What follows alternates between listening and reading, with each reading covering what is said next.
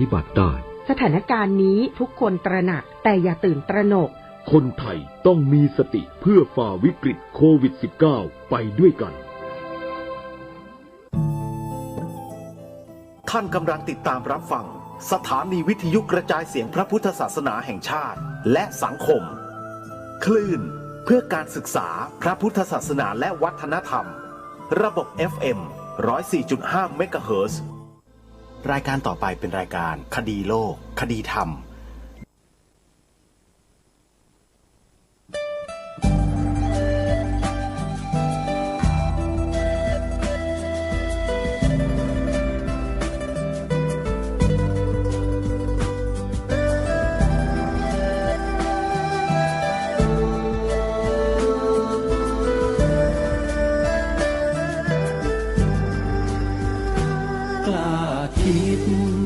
ต้องกล้า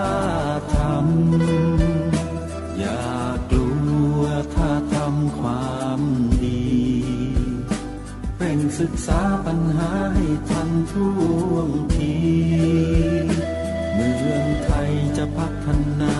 กว่านี้รายการดีคดีโลกคดีธรรมขอรำพันบรรยายความคิดเครื่องหมายแห่งสีทั้งสามงามถนัดขาวคือบริสุทธิ์สีสวัสดิ์หมายพระไตรรัตน์และธรรมะคุ้มจิตไทยแดงคือโลหิตเราใสซึ่งยอมสละได้เพื่อรักษาชาติศาสนาน้ำเงินคือสีโสภาอันจอมประชาถ้าโปรดเป็นของส่วนองค์จัดริ้วเข้าเป็นไตรรงค์จึงเป็นสีธงที่รักแห่งเราชาวไทยทหารอวตารนำไปยงยุทธวิชัยวิชิตก็ชูเกียรติสยามประเทศไทยที่เจริญมั่นคงมาได้จนถึงทุกวันนี้มิได้เกิดขึ้นจากความหวาดกลัวอย่างคลาดเขลาแต่บรรพบุรุษไทยของเราทุกยุคทุกสมัยล้วนแต่มีความกล้าหาญและชาญฉลาดปกป้องเอกราชสร้างชาติให้เกิดความมั่นคงโดยมีธงแห่งพระไตรรัตน์เป็นเครื่องนำชัยจึงเป็นที่มาที่ไปของรายการคดีโลกคดีธรรมกล้าคิดก็ต้องกล้าทำอย่ากลัวถ้าทำความดีเร่งศึกษาปัญหาให้ทันท่วงทีเมืองไทยจะพัฒนากว่านี้รายการดีคดีโลกคดีธรรมรายการดีคดีโลกคดีธรรม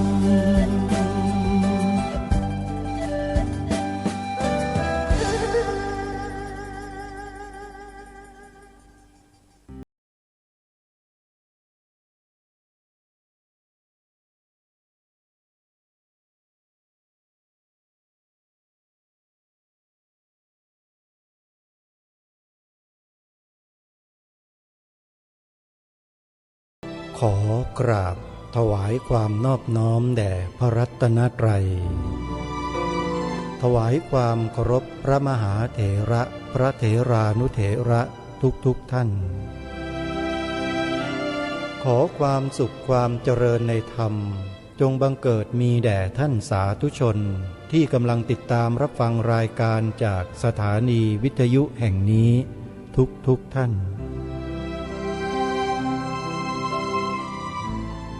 ขอนำท่านผู้ฟังเข้าสู่รายการคดีโลกคดีธรรม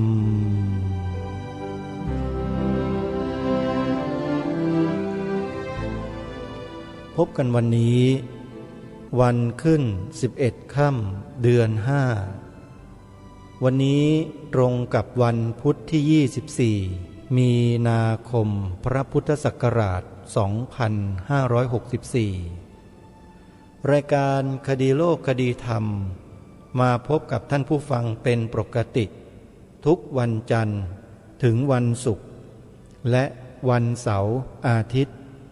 ทางสถานีวิทยุแห่งนี้ท่านผู้ฟังสามารถดาวน์โหลดแอปพลิเคชันเพื่อติดตามรับฟังรายการคดีโลกคดีธรรมได้เป็นประจำทุกวันแอปพลิเคชันมีชื่อว่าสมาพันธ์สื่อวิทยุพระพุทธศาสนาอาเซียนสมาพันธ์สื่อวิทยุพระพุทธศาสนาอาเซียนเป็นการรวบรวมสถานีวิทยุพระพุทธศาสนาแห่งชาติคลื่นต่างๆมาเปิดออกอากาศออนไลน์สายตรงไปยังท่านผู้ฟังทุกท่านในโทรศัพท์มือถือถ้าหากท่านได้ดาวน์โหลดแอปพลิเคชันสมาพันธ์สื่อวิทยุพระพุทธศาสนาอาเซียนไว้ในโทรศัพท์เท่ากับว่าท่านมีสถานีวิทยุพระพุทธศาสนาแห่งชาติติดตัวไปด้วยตลอดเวลาเมื่อปรารถนาจะเปิดรับฟังธรรมะในเวลาไหนณสถานที่แห่งใดท่านก็สามารถหยิบโทรศัพท์มือถือของท่านมาเปิดฟังได้ทันทีนี่คือความสะดวกที่เทคโนโลยีสมัยใหม่มอบให้แก่พวกเราทุกท่านทุกคนขอให้บอกต่อให้ผู้อื่นได้ดาวน์โหลดได้บุญร่วมกันข่าวประชาสัมพันธ์เบื้องต้นวันนี้ขอเรียนเชิญเจริญพรศรัทธาสาธุชนร่วมทำบุญถวายค่ายานพาหนะแด่พระสงฆ์ที่ท่านเดินทางมาเข้าอยู่ปริวาสกรรมที่วัดศรีอุดมวงศ์ร่วมกันโยมท่านอาจารย์พระครูอุดมวรานุวัตรท่านเหนื่อยท่านยากลำบากอดทนต่อสู้มุ่งมั่นมีอยู่ในตัวของท่านทุกอย่างทำงานเพื่อพระศาสนาทำงานเพื่อสังคมโดยไม่เห็นแก่เหน็ดไม่เห็นแก่เหนื่อยพระอย่างนี้เราต้องช่วยสนับสนุนส่งเสริมให้ท่านทำงานโยมใครที่จะร่วมบุญนะโยมนะโทรศัพท์ไปที่ท่านอาจารย์พระครูอุดมวรานุวัตรได้โดยตรงที่หมายเลขโทรศัพท์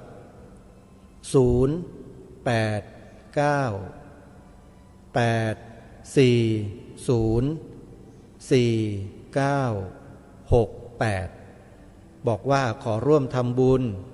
กับวัดศรีอุดมวงศ์นะซึ่งก็มีกิจการต่างๆที่จะให้ญาติโยมได้ร่วมบุญกันหลายต่อหลายอย่างหลายรายการก็ขอเชิญได้และพุทธมณฑลจังหวัดเลย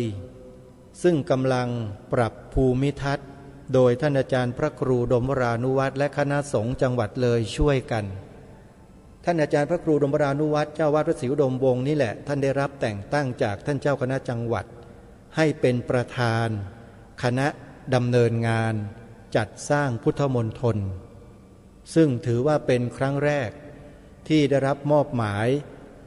โดยเป็นพระสงฆ์ในการดำเนินงานครั้งนี้และอาจารย์พระครูอุดมวรานุวัตรนั้นก็รู้จักคุ้นเคยสนิทกันกับอาตมาภาพในการทำงานด้านสื่อพระพุทธศาสนาด้วยกันมานานพอสมควรทีเดียวอาตมาภาพก็เลยขอบอกกับญาติโยมว่างานพุทธมณฑลเป็นงานส่วนรวมเป็นเกียรติและศักดิ์ศรีของชาวพุทธในประเทศไทยของเราทุกพื้นที่ของประเทศไม่ว่าท่านจะอยู่หน้าที่จังหวัดไหนก็ตามให้ท่านไปช่วยสร้างพุทธมณฑลที่จังหวัดนั้นๆให้เต็มที่เลยโยมส่วนจังหวัดเลยท่านอาจารย์พระครูอุดมวรานุวัตรรับผิดชอบพร้อมกับคณะสงฆ์และก็ญาติธรรมอุบาสกอุบาสิกาทั้งหลายก็กำลังดำเนินการอยู่ในปัจจุบันช่วยบอกกล่าวช่วยบอกต่อกันนะโยมนะพุทธมณฑลเป็นของทุกท่านทุกคนในจังหวัดเลยขอให้พวกเราได้มีส่วนร่วมด้วยช่วยกันติดต่อ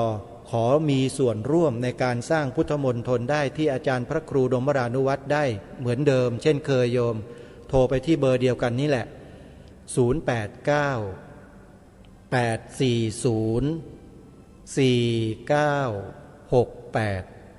่านกำลังสร้างวิหารคตอุโบสถของท่านด้วยโยมได้บุญหลายต่อทีเดียวนะช่วยท่านและมหาอุโบสถที่อาตมาภาพขอแนะนำให้ญาติโยมสาธุชนครูบาอาจารย์ทุกรูปได้มีส่วนร่วมในการจัดสร้างนะครับมหาอุโบสถหลังนี้ใช้พื้นที่ในการสร้าง2 ไร่กว่าหรือประมาณ500-600 ตารางวาเป็นอุโบสถหลังใหญ่มากหลายคนก็อาจจะคิดอาจจะมองแตกต่างออกไปว่าทำไมสร้างใหญ่สร้างโตกันนักโบสถ์ก็ไม่ได้ใช้ประโยชน์อะไรมากมายบวชพระปีหนึ่งถึง5 รูปหรือเปล่าบางพื้นที่เขาก็มองเช่นนั้นแต่อาตมาภาพขอบอกกับศรัทธาสาธุชนทั้งหลายณที่นี้ว่ามหาอุโบสถที่ว่านี้เนี่ยไม่ได้สร้างขึ้นมาเพื่อหวังจะทำสังฆกรรมอุปสมบทและสังฆกรรมอื่นๆเท่านั้นโยมแต่เป้าหมายสำคัญก็คือมหาอุโบสถหลังนี้เนี่ยจะใช้เป็นสถานที่ศึกษาอบรมวิปัสสนากรรมฐานให้แก่เหล่าพระภิกษุสามเณรแม่ชีอุบาสกอุบาสิกาและประชาชนทั่วไปทั้งจตุรทิศใครก็ได้ที่คิดว่าตัวเองมีความกล้าหาญเด็ดเดี่ยวในการสมาทานศีลสมาธิปัญญาเพื่อศึกษาเรียนรู้พระพุทธศาสนาในแนวทางการปฏิบัติที่นี่ยินดีต้อนรับแต่สถานที่คือมหาอุโบสถยังสร้างไม่เสร็จโยมยังทำรากฐานไม่ได้ถึงไหนเลยญาติโยมใครจะเป็นเจ้าภาพเสาต่อหม้อคานคอดินอะไรต่างๆซึ่งเป็นรากฐานของอุโบสถเนี่ยถือว่าเป็นการทำบุญที่หาทำได้ยากนะโยมนะรากฐานอุโบสถโยมมหาอุโบสถหลังนี้ใครจะเป็นเจ้าภาพเตรียมจดหมายเลขโทรศัพท์เอาไว้สอบถามที่เจ้าอาวาสได้โดยตรงเลยมหาอุโบสถหลังนี้เป็นของวัดไหนโยมจดไว้นะเป็นของวัดป่าจริยธรรมวัดป่าจริยธรรมตั้งอยู่ที่ตำบลนาดอกคำอำเภอนาด้วงจังหวัดเลยเป็นมหาอุโบสถหลังใหญ่สร้างไว้เพื่อเน้นการศึกษาอบรมวิปัสสนากรรมฐานท่านเจ้าอาวาสเป็นเจ้าคณะอำเภอนาด้วงท่านพระครูจริยสารธรรมก็เป็นสหธรรมิกรุ่นน้องของอาตมาภาพอีกรูปหนึ่งที่มีความคุ้นเคยกันทำงานร่วมกันในฐานะที่เป็นพระภิกษุสงฆ์ด้วยกันเนี่ยขอบอกโยมว่าพระเหล่านี้โดยเฉพาะพระที่ท่านตั้งสถานีวิทยุอยู่ทั่วประเทศทุกรูปเนี่ยอาตมาภาพพูดเผื่อครูบาอาจารย์ทุกรูปไปเลยนะครับโยมต้องช่วยกันส่งเสริมสนับสนุนให้หนักๆมากๆโยมแล้วโยมจะไม่มีวันผิดหวังเลยขอบอกนะโดยเฉพาะวัดป่าจริยธรรมก็ดีวัดศรีอุดมวงศ์ก็ดีและวัดในเครือข่ายจังหวัดเลยทั้งหลายทั้งปวงที่ทำงานร่วมกันอยู่ในนามของคณะธรรมอากาลิโกก็ดีนะโยมส่งเสริมช่วยสนับสนุนกันเถอะ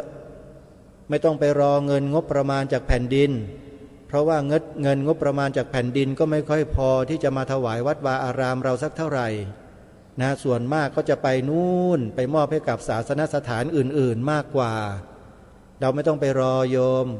ทำกันด้วยศรัทธาของเราอันบริสุทธิ์นี่แหละอาตมาภาพว่าสบายใจกว่าเยอะจริงๆนะไม่ต้องรอเงินงบประมาณเลยโยม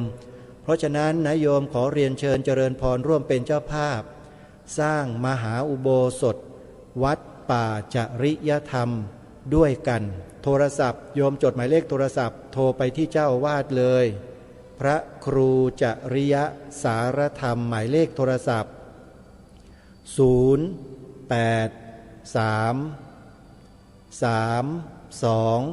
327 อีกครั้งหนึ่งนะโยมจดให้ทันนะวัดป่าจริยธรรมนะ083375700โทรไปทำบุญร่วมกันแล้วก็วัดอื่นๆโยมไม่ว่าจะเป็นวัดหนองกายตำบลสันป่ายางอำเภอแม่แตงจังหวัดเชียงใหม่ก็เหมือนกันเดิมทีเป็นวัดร้างนะโยมวัดเนี้ยโยมการยกวัดร้างขึ้นมาแล้วพัฒนาให้เป็นวัดที่รุ่งต้องมีเจ้าอาวาสที่มีความสามารถวัดหนองกายก็เป็นอีกวัดหนึ่งที่เจ้าอาวาสมีความสามารถมีความขยันขันแข็ง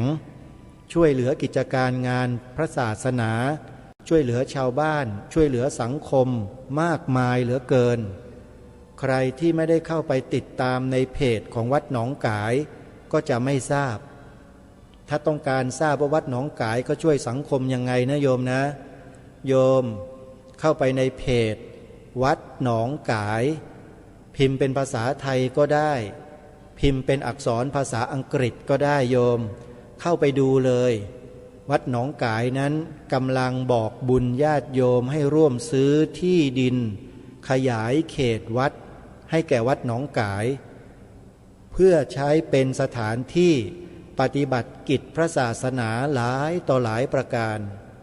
หนึ่งในนั้นก็คือเน้นการปฏิบัติใครจะเป็นเจ้าภาพร่วมบุญกับวัดหนองกายนะโยมนะให้ท่านสาธุชนได้เข้าไปในเพจเข้าไปในเพจวัดหนองกายโยมพิมพ์ชื่อนี้ใส่ไปใน Google ก็ได้ใส่ไปใน Facebook ก็ได้เดี๋ยวโยมพบรายละเอียดอยู่ในนั้นเยอะแยะมากมายเลยนะร่วมทำบุญกับท่านวัดฝายหินก็เช่นเดียวกันศรัทธาสาธุชนทั้งหลายเป็นอีกวัดหนึ่งที่รายการคดีโลกคดีธรรมได้ออกอากาศอยู่ที่สถานีวิทยุแห่งนี้เป็นประจำพี่น้องคนเมืองจังหวัดเชียงใหม่และจังหวัดใกล้เคียงลำพูนเป็นต้นก็ได้สดับรับฟังรายการธรรมะดีๆจากสถานีวิทยุแห่งนี้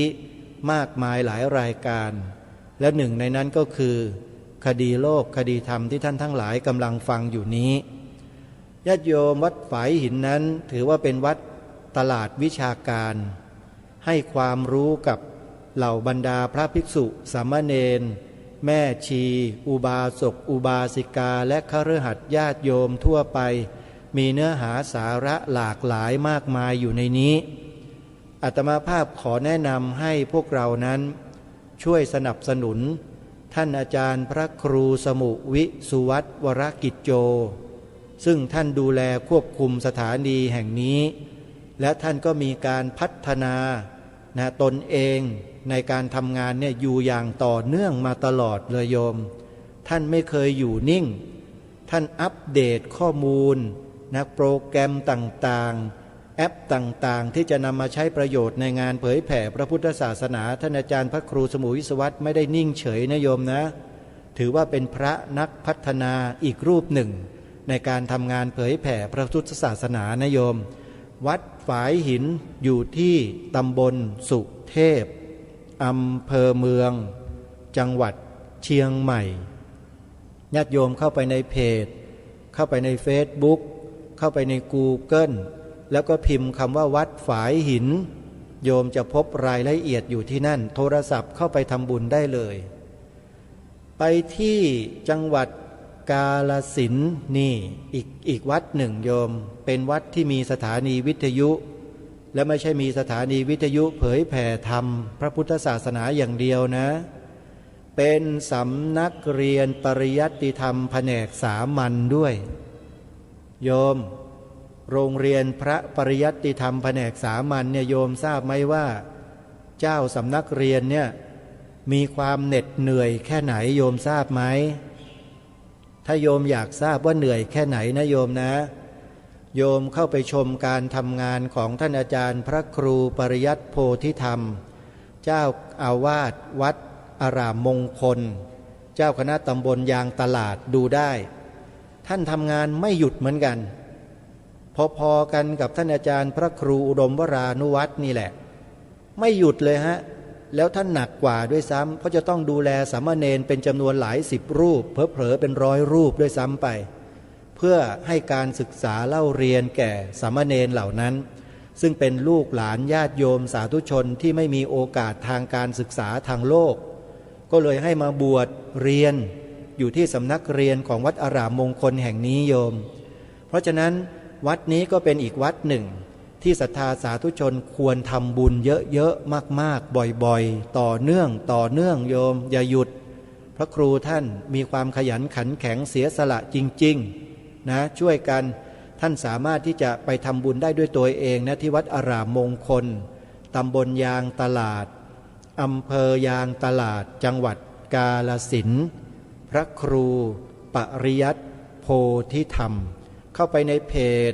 เข้าไปในเฟซบุ๊กวัดอารามมงคลนะโยมนะรายละเอียดอยู่ในนั้นทั้งหมดเลยอีกวัดหนึ่งอยู่ยางตลาดเหมือนกันโยมมองข้ามไม่ได้ขอประกาศให้หน่อยวัดสวนป่าดอนยานางวัดสวนป่าดอนยานางอยู่ในตำบลยางตลาดเหมือนกันโดยท่านพระอาจารย์ปลัดเดชาอาสโพเป็นเจ้าสำนักผู้ก่อตั้งและปัจจุบันให้ครูบาเสกสรรเป็นผู้ดูแลอยู่ญาติโยมชาวสวนป่าดอนยานางได้ยินประกาศนี้ไหมอย่าทิ้งสวนป่านะโยมนะช่วยกันรักษาสืบสารแนวทางของครูบาอาจารย์กันไว้เด้ออาตมาภาพเฝ้ามองอยู่เด้อติดตามอยู่นะไปช่วยครูบาเสกสรรท่านหน่อยเด้อโยมเด้อนะใครที่อยู่กาฬสินธุ์นอกจากวัดอารามมงคลแล้วก็ยังมีสวนป่าดอนยานางนี่แหละไปช่วยกันโยมนะเดี๋ยวมีโอกาสจะแวะไปเยี่ยมทั้ง2 วัดเลยนะฮะเดี๋ยวมีโอกาสได้ไปกันลงมาที่จังหวัด101โยมสถานีวิทยุพระพุทธศาสนาแห่งชาติประจำจังหวัด101วัดบ้านปลาคูนอยู่ที่ตำบลท่าหาดยาวอำเภอโพนทรายจังหวัด101ท่านเจ้าอาวาสวัดมีความเสียสละมีความขยันขันแข็งมีสติปัญญามีความสามารถพัฒนาวัดบ้านปลาคูนให้เป็นที่รู้จักของศรัทธาสาธุชนมากมายโดยมีมือขวาของท่านคือพระครูสมุนิติศาสตร์ยานิสโรเป็นผู้ดูแลสถานีวิทยุพระพุทธศาสนาแห่งชาติประจำจังหวัด101วัดบ้านปลาคูนอยู่ในปัจจุบันทำหน้าที่ให้ข้อมูลที่ดีๆผ่านสื่อนี้กับญาติโยมเป็นประจำทุกวันอาตมาภาพขอเชิญชวนทุกท่านได้ร่วมสนับสนุนวัดบ้านปลาคูนกันนะโยมนะเมื่อถึงโอกาสอันเหมาะสมครูบาอาจารย์ประกาศเชิญชวนให้ร่วมบุญอะไรทำอะไรอย่ารอช้ารีบตัดสินใจไปช่วยทันทีนะตอนนี้กำลังสร้างซุ้มประตูวัดอย่างที่เราทราบเห็นกันอยู่ยังไม่แล้วเสร็จนะไปช่วยกันคนละไม้คนละมือทำกันทุกเดือนทำกันทุกปีเดี๋ยวก็เสร็จนะฮะช่วยกันโดยเฉพาะท่านอาจารย์พระครูสมุนิติศาสตร์หัวหน้าสถานีวิทยุที่ดูแลวิทยุอยู่เนี่ยโยมไปให้กำลังใจท่านนะท่านจะได้มีกำลังในการทำงานนานๆแล้วก็สร้างงานคุณภาพให้แก่พวกเราสืบต่อไปลงไปที่วัดป่าบ้านผือจังหวัดสุรินทร์โยมอยู่ใกล้ๆกับวัดบ้านปลาคูนเนี่ยไม่ห่างไกลกันมากสามารถนั่งรถข้ามสะพานข้ามแม่น้ำมูลมาหากันได้เลยเมื่อวันที่9มีนาคมที่ผ่าน9มกราคมที่ผ่านมาไปร่วมงานทอดพระป่าอาตมาภาพจะกลับไปสวนป่าก็วิ่งไปทางสะพานเส้นนั้นแหละสะพานอะไร3 เมืองหรือ3 จังหวัดนั่นแหละนะจำชื่อไม่ได้ไปอำเภอรัตนบุรีวิ่งแป๊บเดียวถึงเลยโยมถนนก็ดีด้วยถนนไม่เสียนะฮะถนนดีแล้วก็ถือว่าเป็นอีกวัดหนึ่งนะวัดป่าบ้านผือที่มีสถานีวิทยุพระพุทธศาสนาแห่งชาติประจำจังหวัดสุรินทร์อยู่ที่นั่น เจ้าอาวาสคือพระครูประภัสสมาธิคุณท่านพระมหาศิลป์ตั้งสำนักเรียนบาลีอยู่ที่วัดป่าบ้านผือแห่งนี้โยมวัดป่าบ้านผือเป็นสำนักเรียนบาลีนะโยมนะบาลีเนี่ยคือคำสอนของพระพุทธเจ้าการตั้งสำนักเรียนบาลีเท่ากับว่าเป็นการตั้งสถานที่ทรงไว้รักษาไว้ซึ่งหลักธรรมคำสอนขององค์สมเด็จพระสัมมาสัมพุทธเจ้าที่ถูกต้องโดยตรงการสนับสนุนส่งเสริมวัดแบบนี้ได้บุญหลายโยมช่วยท่านพระครูพระมหาศิลป์นะโยมนะท่านก็ทำงานเหน็ดเหนื่อยให้ความรู้กับญาติโยมสาธุชนอยู่เป็นปกติจนกระทั่งญาติโยมมีความรู้ความเข้าใจในหลักการที่ถูกต้องของพระศาสนาเพิ่มมากขึ้นกันเป็นประจำทุกวันไปช่วยท่านกันเยอะๆนะโยมนะโดยเฉพาะสมาชิกสภาพุทธบริษัทจังหวัดสุรินทร์ที่อยู่วัดป่าบ้านผือกันเนี่ยเยอะที่สุดเลยนะช่วยกันโยมไปที่จังหวัดสุพรรณบุรีโยมนี่ก็เหมือนกันนะวัดนี้ช่วงนี้กำลังจัดงานปฏิบัติธรรมประจำปีอยู่ซึ่งงานนั้นเริ่มมาตั้งแต่วันที่20มีนาคมเป็นต้นมาแล้วก็จะไปสิ้นสุดลงในวันพรุ่งนี้25มีนาคมขอเรียนเชิญเจริญพรญาติโยมชาวสุพรรณบุรีทุกท่านนะโยมที่ฟังรายการอยู่หลวงพ่อพระครูสุวรรณวิจิตรเจ้าอาวาสวัดสามชุกเจ้าคณะตำบลสามชุกอำเภอสามชุกจังหวัดสุพรรณบุรีเนี่ยท่านเป็นพระที่เสียสละทุ่มเทในการทำงานเผยแผ่พระศาสนาอย่างมากอีกรูปหนึ่งและที่สำคัญคือท่านยอมสละชีวิตเพื่อปกป้องรักษาพระพุทธศาสนาทุกวิถีทางท่านเป็นพระนักพัฒนาเป็นพระนักศึกษาหาความรู้ปัจจุบันท่านเรียนจบปริญญาเอกจากมหาวิทยาลัยมหาจุฬาลงกรณราชวิทยาลัยแล้วนะโยมสาขาพระพุทธศาสนาโยมเป็นด็อกเตอร์นะท่านมีความรู้แล้วท่านก็กำลังสร้างศาลาปฏิบัติธรรมด้วยหลังใหม่โยมใครที่จะทำบุญกับหลวงพ่อพระครูสุวรรณวิจิตรเจ้าวาดวัดสามชุกนะโยมนะให้ติดต่อไปโดยตรงที่ท่านได้เลยที่หมายเลขโทรศัพท์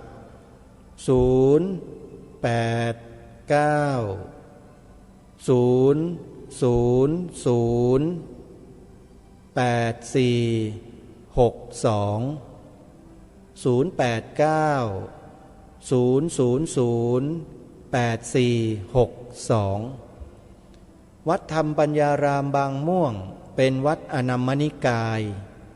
นะเป็นวัดอนัมมนิกายเป็นมหายานแต่ทำงานสร้างประโยชน์ให้กับสังคมมาอย่างต่อเนื่องโดยมีเจ้าวาดก็คือองค์พระเจนกรโกศลปัจจุบันหรือว่าท่านเซียงป้อฟาซือเป็นผู้ดูแลบริหารงานของวัดนี้มีกิจกรรมให้ญาติโยมร่วมบุญกันหลายต่อหลายประการนะไม่ว่าจะเป็นงานสังคมสงเคราะห์งานสร้างพระสร้างอาคารสถานที่งานปลูกป่างานอะไรต่อไม่อะไรมากมายนะใครที่อยู่ในละแวกของอำเภอสามพรานจังหวัดนครปฐมนะโยมวัดนี้รอศรัทธาสาธุชนไปทำบุญกันอย่างต่อเนื่องขอเชิญทุกท่านร่วมบุญกันแล้วก็ยังมีอีกหลายพื้นที่นะโยมนะที่รายการคดีโลกคดีธรรมรู้จักแล้วก็มักคุ้นกันถ้าบอกกันตรงนี้ก็คงจะไม่หมดแน่แต่ขอย้ำอีกครั้งหนึ่งว่าพระสงฆ์ในยุคปัจจุบันนี้นะโยมที่ท่านมีการศึกษาเล่าเรียนได้ผ่านการฝึกฝนอบรมตนมาดีพอสมควรแล้วท่านไปดำรงตำแหน่งเป็นเจ้าอาวาสวัดนั้นวัดนี้ทำสถานีวิทยุไว้ในหลายๆจังหวัดทั่วประเทศเนี่ยพระเหล่านี้นี่แหละที่ญาติโยมต้องทำบุญกับท่านเพราะท่านสร้างประโยชน์อย่างกว้างขวาง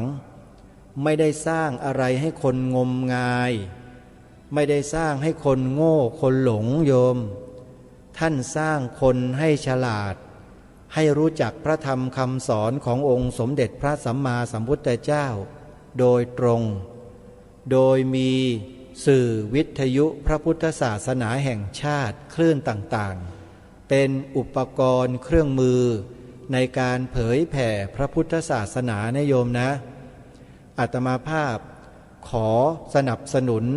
ให้ญาติโยมได้ร่วมทำบุญกับครูบาอาจารย์ของเราในทุกๆพื้นที่ของประเทศ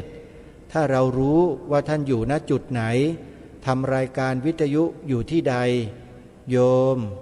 ให้โยมเดินทางไปที่นั่นแล้วไม่ต้องรีรอช้านะโยมนะตัดสินใจทำด้วยจิตอันบริสุทธิ์ด้วยมุ่งมั่นของเราเนี่ยบุญจะมากมายเลยโยมอย่าลังเลสงสัยโยมอาตมาภาพขอย้ำว่าทำเลยนะอาตมาขอสนับสนุนให้เต็มที่งั้นนี่ก็เป็นข่าวประชาสัมพันธ์เชิญชวนสาธุชนได้ร่วมสนับสนุนครูบาอาจารย์ของเราที่ท่านทำงานด้วยความเสียสละอยู่ทุกภูมิภาคของประเทศไทยของเรานะโยมนะทีนี้ก็กลับมาที่รายการคดีโลกคดีธรรมบ้างวันนี้สงสัยจะไม่ได้เปิดเทปบันทึกการบรรยายของอาจารย์เสถียรโพธินันทะให้ฟังและละโยมเหลือบดูเวลาก็เข้ามาเกินครึ่งนะวันนี้ก็เลยถือโอกาสจะปรารภพูดคุยถึงกิจกรรมที่อาตมาภาพดำเนินการอยู่ในปัจจุบันให้ท่านสาธุชนได้มีส่วนร่วมกันสักเล็กน้อยนะโยมนะอาตมาภาพไปปลูกป่าไว้ที่สวนป่าสามัคคีธรรมตำบลบ้านผืออำเภอจอมพระจังหวัดสุรินทร์สวนป่าสามัคคีธรรมแห่งนี้มีที่ดินอยู่10 กว่าไร่เป็นผืนป่าดั้งเดิมอยู่2 จุดอยู่ในป่าซึ่งมีพื้นที่ประมาณ 4-6 ไร่โดยประมาณนะฮะแล้วมีพื้นที่ว่างอยู่ประมาณ10 ไร่อาตมาภาพก็ทำการปลูกต้นไม้เสริมพื้นที่ที่เหลืออยู่นั้นเพื่อให้เป็นผืนป่าขึ้นมาโดยเริ่มลงมือปลูกกันตั้งแต่วันที่22 มิถุนายนพระพุทธศักราช 2562 เป็นต้นมาปีนี้ก็เข้าสู่ปีที่2แล้วโยมใกล้จะครบ2 ปีต้นไม้ที่เหล่าครูบาอาจารย์นำพาญาติโยมสาธุชนไปปลูกกันนั้นก็เริ่มเจริญเติบโตขึ้นเรื่อยๆโดยลำดับนะสถานที่แห่งนั้นถ้าจะต้องการน้ำรดต้นไม้ต้องรอฝนตกอย่างเดียวเนื่องจากว่าที่นั่นเวลาฤดูแล้งแล้วเนี่ยจะหาน้ำในการรดต้นไม้นั้นยากเต็มทีมีน้ำบาดาลอยู่เหมือนกันแต่น้ำบาดาลนั้นไม่เพียงพอต่อการรดต้นไม้โยมวันหนึ่งต้องใช้หลายหมื่นลิตรขอบอกนะโยมนะวันหนึ่งเนี่ยใช้น้ำรดต้นไม้หลายหมื่นลิตรเพราะเป็นพื้นที่ที่กว้างนะเป็นพื้นที่ที่กว้างไปครั้งนี้อาตมาภาพจะไปจัดทำระบบน้ำโดยใช้ระบบพลังงานแสงอาทิตย์1ใช้ระบบไฟระบบอิเล็กทรอนิกส์เข้ามาช่วย1เดินท่อน้ำติดหัวสปริงเกอร์1ซึ่งต้องใช้งบประมาณพอสมควรทีเดียวนี่คือเรื่องที่1ที่สวนป่าสามัคคีธรรมจะต้องเร่งทำในช่วงฤดูแล้งนี้ให้แล้วเสร็จ2สร้างโรงครัวสวนป่าสามัคคีธรรมสร้างมาได้ประมาณเกือบ2 ปีโยมเราไม่มีโรงครัวอยากจะสร้างโรงครัวหลังเล็กๆไว้สักหลังหนึ่งก็เลยถือโอกาสนี้บอกบุญเชิญชวนญาติโยมได้ร่วมกันเป็นเจ้าภาพจัดสร้างท่านจะทำบุญเล็กน้อยเท่าไหร่อย่างไรก็แล้วแต่ขออยากให้ท่านมีส่วนร่วมกันเพราะต่อไปใครก็ตามที่เดินทางแวะไปเยี่ยมไปเยือนเนี่ยเราก็จะได้มีโรงอาหารโรงครัวโรงทานให้แก่ญาติธรรมของเราให้กับพระคุณเจ้าที่เข้าไปเยี่ยมเยือนได้รับความสะดวกสบายมากยิ่งขึ้นนะที่สวนป่านั้นเราจะไม่เน้นสร้างอาคารหลังใหญ่เพราะที่นี่ไม่ใช่สถานที่พักผ่อนหย่อนใจนะโยมนะเป็นสถานที่บำเพ็ญเพียร ขอย้ำว่าสวนป่าสามัคคีธรรมเป็นสถานที่บำเพ็ญเพียรไม่ใช่เป็นสถานที่พักผ่อนหย่อนใจหาความสะดวกสบายเพราะฉะนั้นสิ่งปลูกสร้างต่างๆที่สร้างขึ้นที่สวนป่าสามัคคีธรรมนั้นเราสร้างไว้เพียงแค่ให้ใช้งานได้เท่านั้นเองไม่หรูหราไม่ฟู่ฟ้าไม่ใหญ่โตเราต้องการประหยัดงบประมาณในการดำเนินการให้มากที่สุดโรงครัวก็เช่นเดียวกันโยมอาตมาภาพก็สร้างหลังหนึ่งเนี่ยกว้าง3 เมตรครึ่งยาว8 เมตรจะเน้นความยาวสักนิดหนึ่งเพื่อใช้งานได้นะฮะจะไม่ปลูกสร้างอาคารใหญ่โตกว้างเป็น10 เมตรไม่เอานะฮะเพราะมันเปลืองงบประมาณมากทำเล็กๆแต่ว่ามีประสิทธิภาพใช้สอยก็เพียงพอแล้วนะโยมนะใครจะร่วมบุญนะโยมนะโทรศัพท์เข้ามาแจ้งกับทีมงานจิตอาสาของสวนป่าสามัคคีธรรมได้เลยโทรมาที่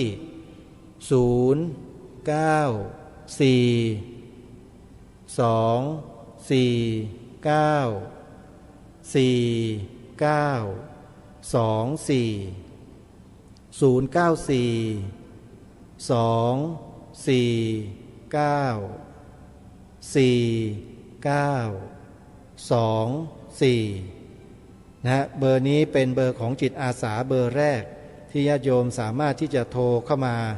เพื่อร่วมบุญเป็นเจ้าภาพนะสร้างโรงครัวกับสวนป่าสามัคคีธรรมของเราได้และอีกเบอร์หนึ่งนะโยมนะโทรมาที่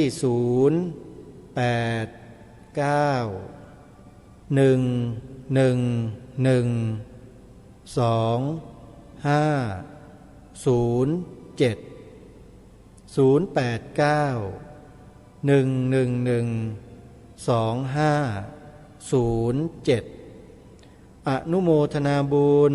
กับคุณโยมที่ร่วมบุญเข้ามานะโยมนะขออนุโมทนากับคุณโยมณัฐพรธรรมวรดุสิตจากจังหวัดปทุมธานีโทรศัพท์มาร่วมบุญกับสวนป่าสามัคคีธรรมนะฮะจำนวนหนึ่งแล้วก็แม่สุรีโชคนาฮีจากหนองบัวลำพูร่วมบุญมาจำนวนหนึ่งขออนุโมทนาบุญด้วยนะโยมนะแล้วก็มีท่านผู้ไม่ประสงค์ออกนามก็ร่วมบุญมาอีกจำนวนหนึ่งนี่คือญาติโยมที่ติดตามรับฟังรายการแล้วมองเห็นว่ารายการคดีโลกคดีธรรมได้ทำในสิ่งที่เป็นประโยชน์ให้กับส่วนรวมโยมจึงได้มีส่วนร่วมในการสนับสนุนเข้ามาอาตมาภาพยินดีนะโยมนะยินดีที่จะรับศรัทธาสาธุชนเนี่ยเข้ามามีส่วนร่วมสนับสนุนการปลูกป่าการปลูกป่าหรือปลูกสวนป่าหรือสร้างอารามเนี่ยพระพุทธเจ้าตรัสไว้ว่าผู้ที่มีส่วนร่วมในการจัดสร้างอารามหรือว่าสวนป่าเนี่ยนะฮะท่านจะได้อานิสงส์บุญทั้งกลางวันและกลางคืนเพราะต้นไม้ที่เจริญเติบโตขึ้นมานั้นเขาจะเป็นที่อาศัยอยู่กินหลบภัยของสรรพสัตว์ทั้งหลายมากมายทั้งใต้ดินบนดินบนต้นไม้ในเปลือกไม้ในอากาศเขาจะมาอาศัยอยู่ที่ต้นไม้เหล่านี้โยมเท่ากับว่าเราได้สร้างที่อยู่อาศัยให้กับสัตว์ทั้งหลายจำนวนมหาศาลเลยนะนี่คือข้อที่หนึ่งข้อที่สองมนุษย์และสัตว์ทั้งหลายได้อาศัยอากาศหายใจอันบริสุทธิ์ที่ต้นไม้เหล่านี้ผลิตให้ตลอด24 ชั่วโมงโยมนี่คือการทำบุญด้วยอากาศหายใจแบบที่เราไม่ต้องไปลงทุนผลิตอากาศเองเพียงแค่ช่วยส่งเสริมให้มีการปลูกป่าปลูกต้นไม้ขึ้นมาเท่านั้นแหละบุญอานิสงส์ที่เกิดขึ้นจากการผลิตอากาศของต้นไม้นั้นมันจะตกถึงแก่เจ้าภาพทุกท่านทุกคนสุขภาพของท่านจะดีตลอดกาลโยมเชื่อสิเจตนาของโยมที่มีความตั้งใจว่าต้องการจะปลูกป่าปลูกต้นไม้ให้เจริญงอกงาม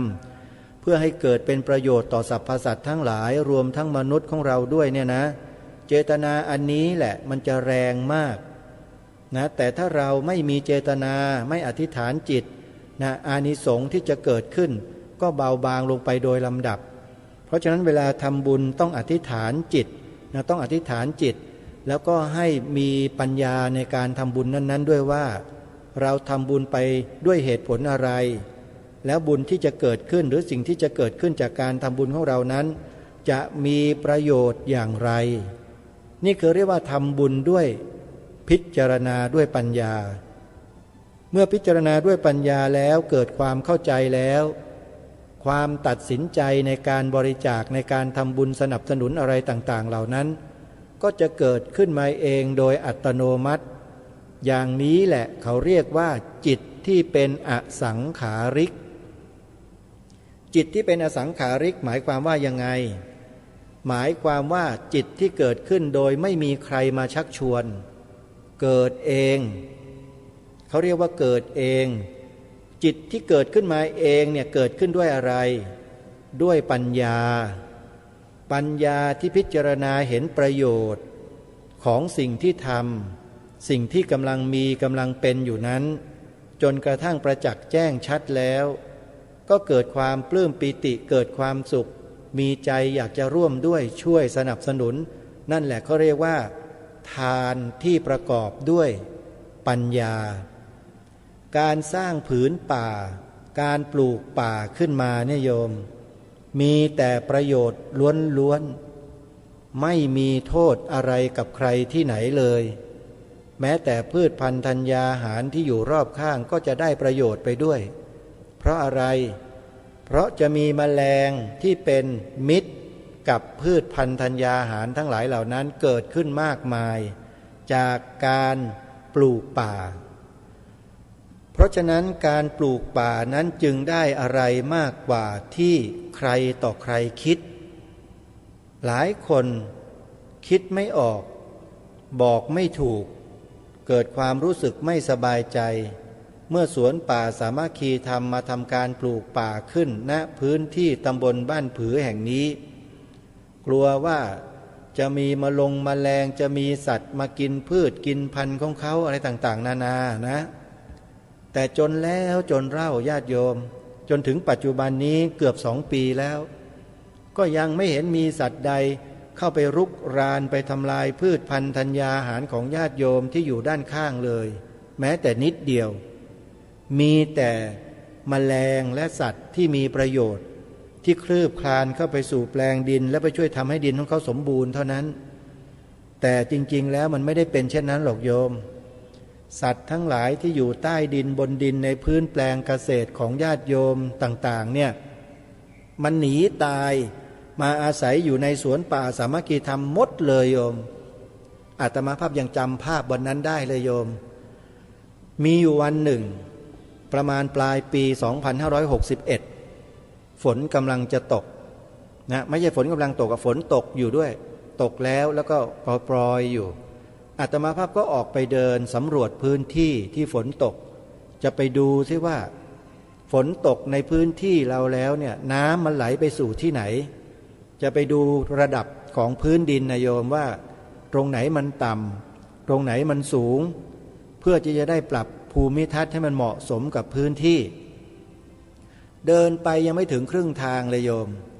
เห็นปูมันคลานอยู่บนดินคลานมาจากทางทิศตะวันตกขึ้นมาทางทิศตะวันออกมันได้ไอน้ำไอน้ำจากสระที่อาตมาภาพขุดไว้เนี่ยมันเดินไปหาสระเนี่ยอาตมาดูมันจนกระทั่งถึงที่สุดน่ะแปลว่าปูมันหนีตายมาโยมมาพึ่งใบบุญสวนป่าสามัคคีธรรมนี่เห็นเนี่ย1 ตัวที่ไม่เห็นอีกจำนวนมหาศาลเลยที่ขึ้นมาริมเถียงนาต่างๆเนี่ยปีนขึ้นมา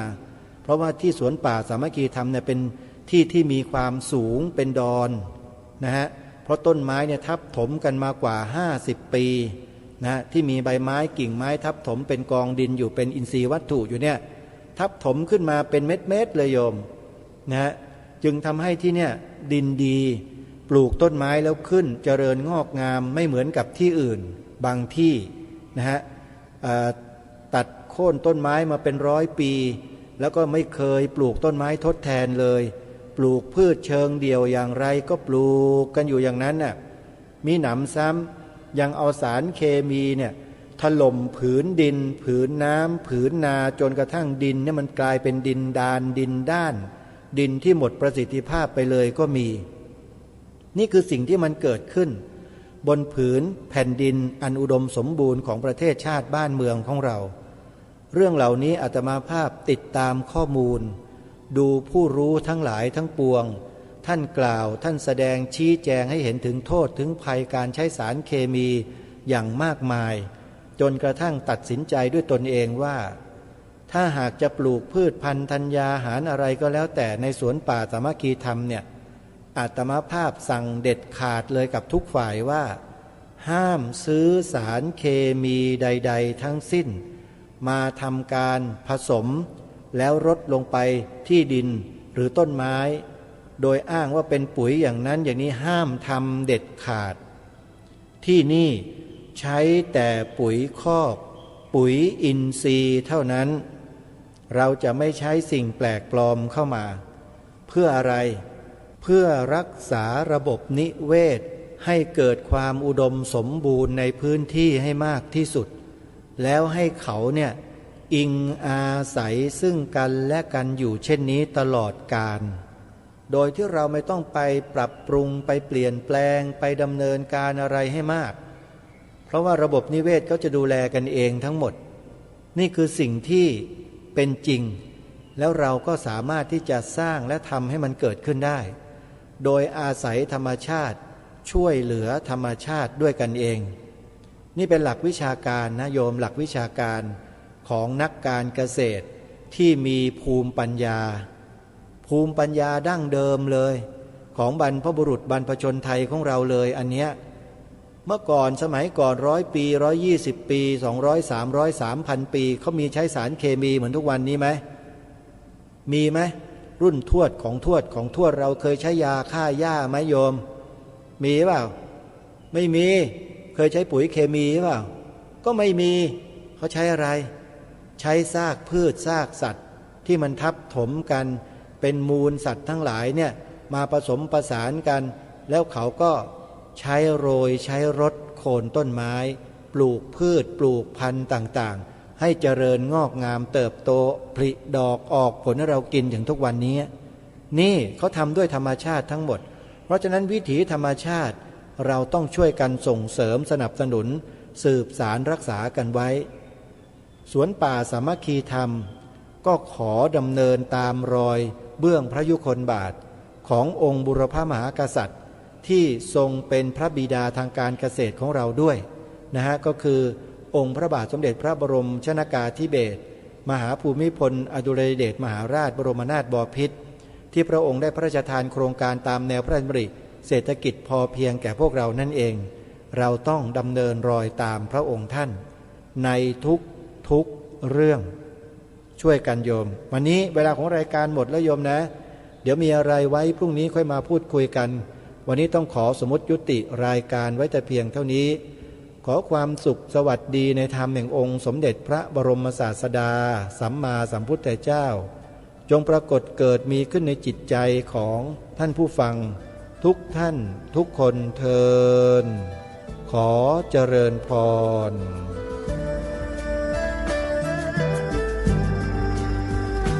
กล้าคิดก็ต้องกล้าทำอย่ากลัวถ้าทำความดีเร่งศึกษาปัญหาให้ทันท่วงทีเมืองไทยจะพัฒนากว่านี้รายการดีคดีโลกคดีธรรมขอรำพันบรรยายความคิดเครื่องหมายแห่งสีทั้งสามงามถนัดขาวคือบริสุทธิ์สีสวัสดิ์หมายพระไตรรัตน์และธรรมะคุ้มจิตไทยแดงคือโลหิตเราใสซึ่งยอมสละได้เพื่อรักษาชาติศาสนาน้ำเงิน ประชาถ้าโปรดเป็นของส่วนองค์จัดริ้วเข้าเป็นไตรรงค์จึงเป็นสีธงที่รักแห่งเราชาวไทยทหารอวตารนำไปยงยุทธวิชัยวิชิตก็ชูเกียรติสยาม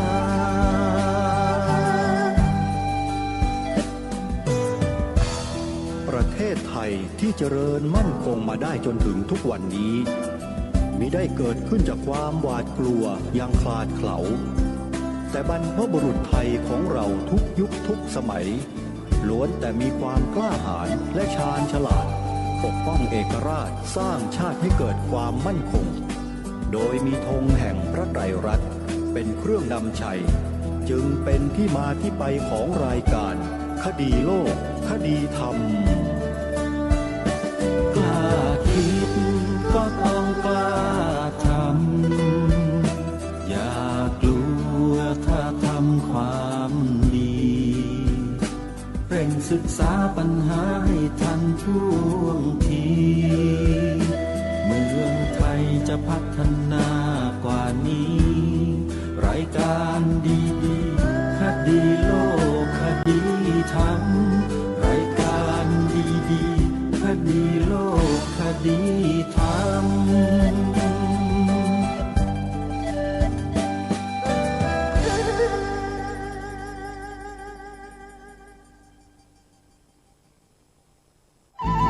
ที่จบไปแล้วนั้นเป็นรายการ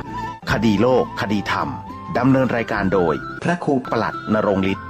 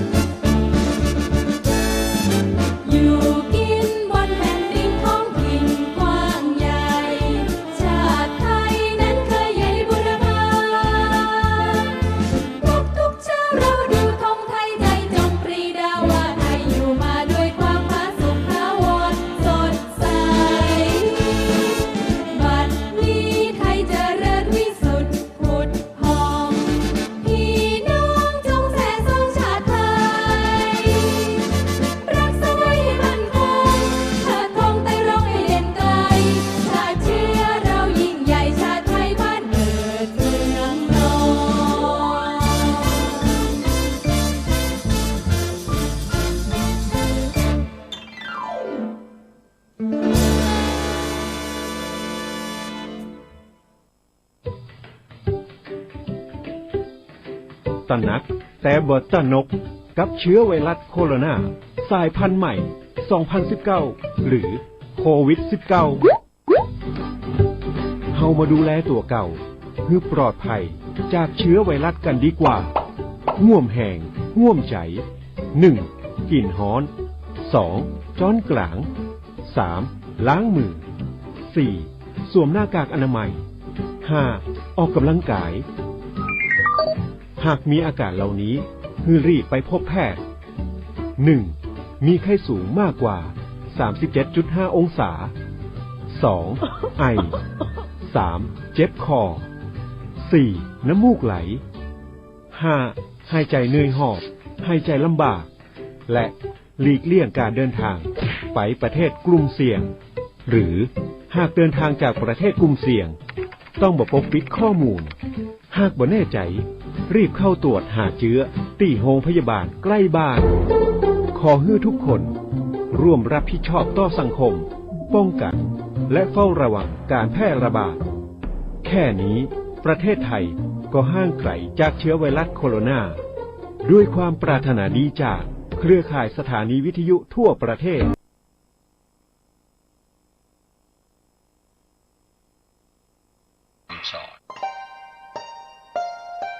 ท่านกำลังรับฟังสถานีวิทยุสาธารณะจังหวัดเชียงใหม่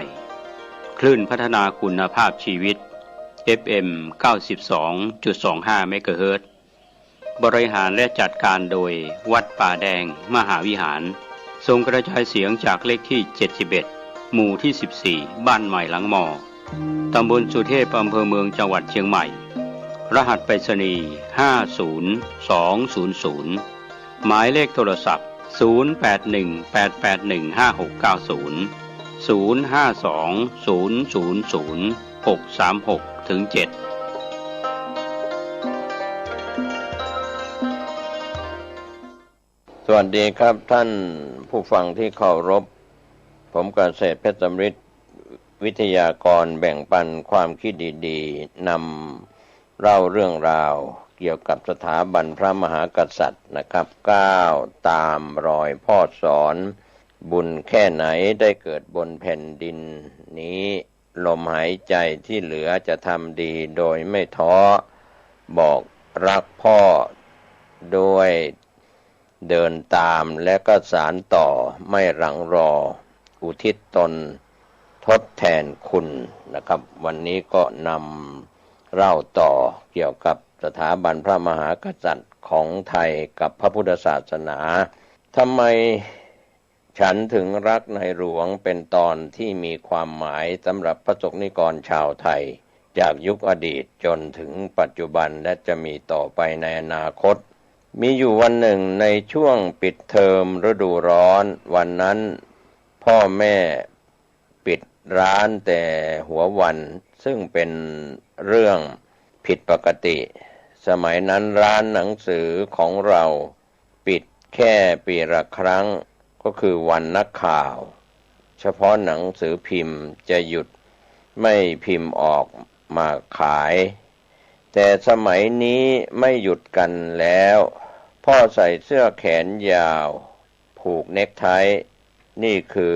นานทีปีหนเหมือนกันฉันถูกจับใส่ชุดกระโปรงสีชมพูแม่ก็แต่งตัวสวยแล้วพวกเรารวมทั้งญาติๆก็ยกขบวนกันไปที่วัดสิริบรรพตมีผู้คนมากมายมารอเป็นแถวเป็นแนวพ่อแม่บอกว่าพวกเรามารอรับเสด็จในหลวงสำหรับเด็กอายุ9 ขวบอย่างฉัน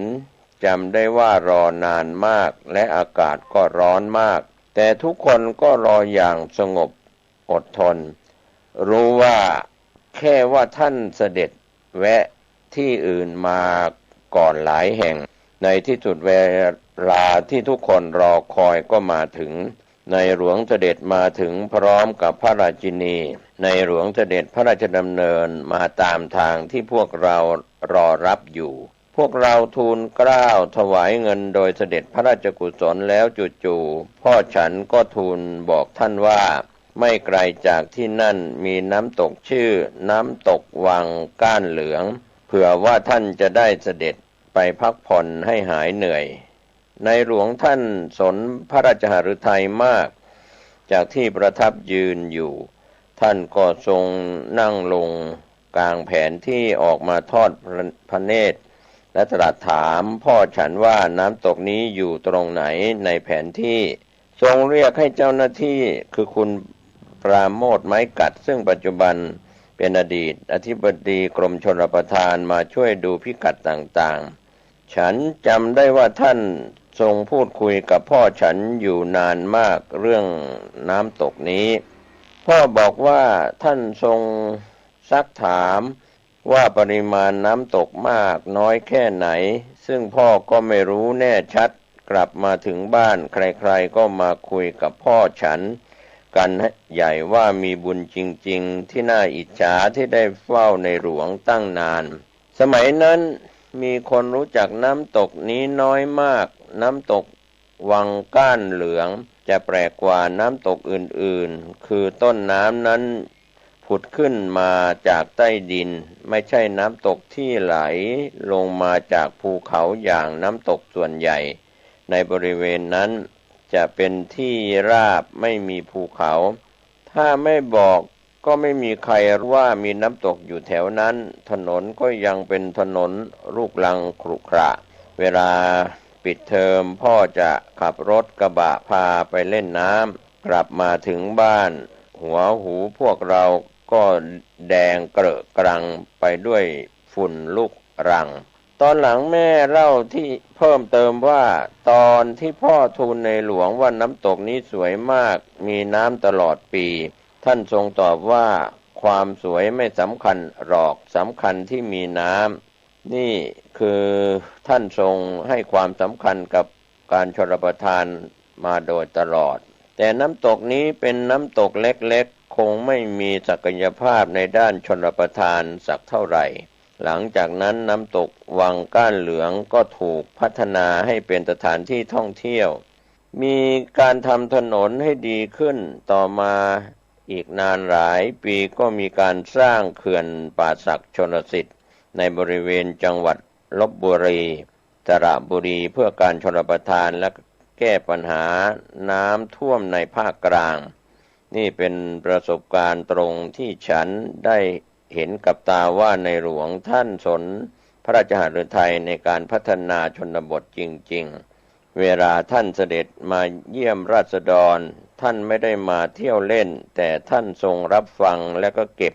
ข้อมูลไปใช้ประโยชน์ประเทศไทยมีรัฐบาลมาแล้วไม่รู้กี่ชุดแต่ฉันมั่นใจว่าเมืองไทยมีความเจริญอย่างทุกวันนี้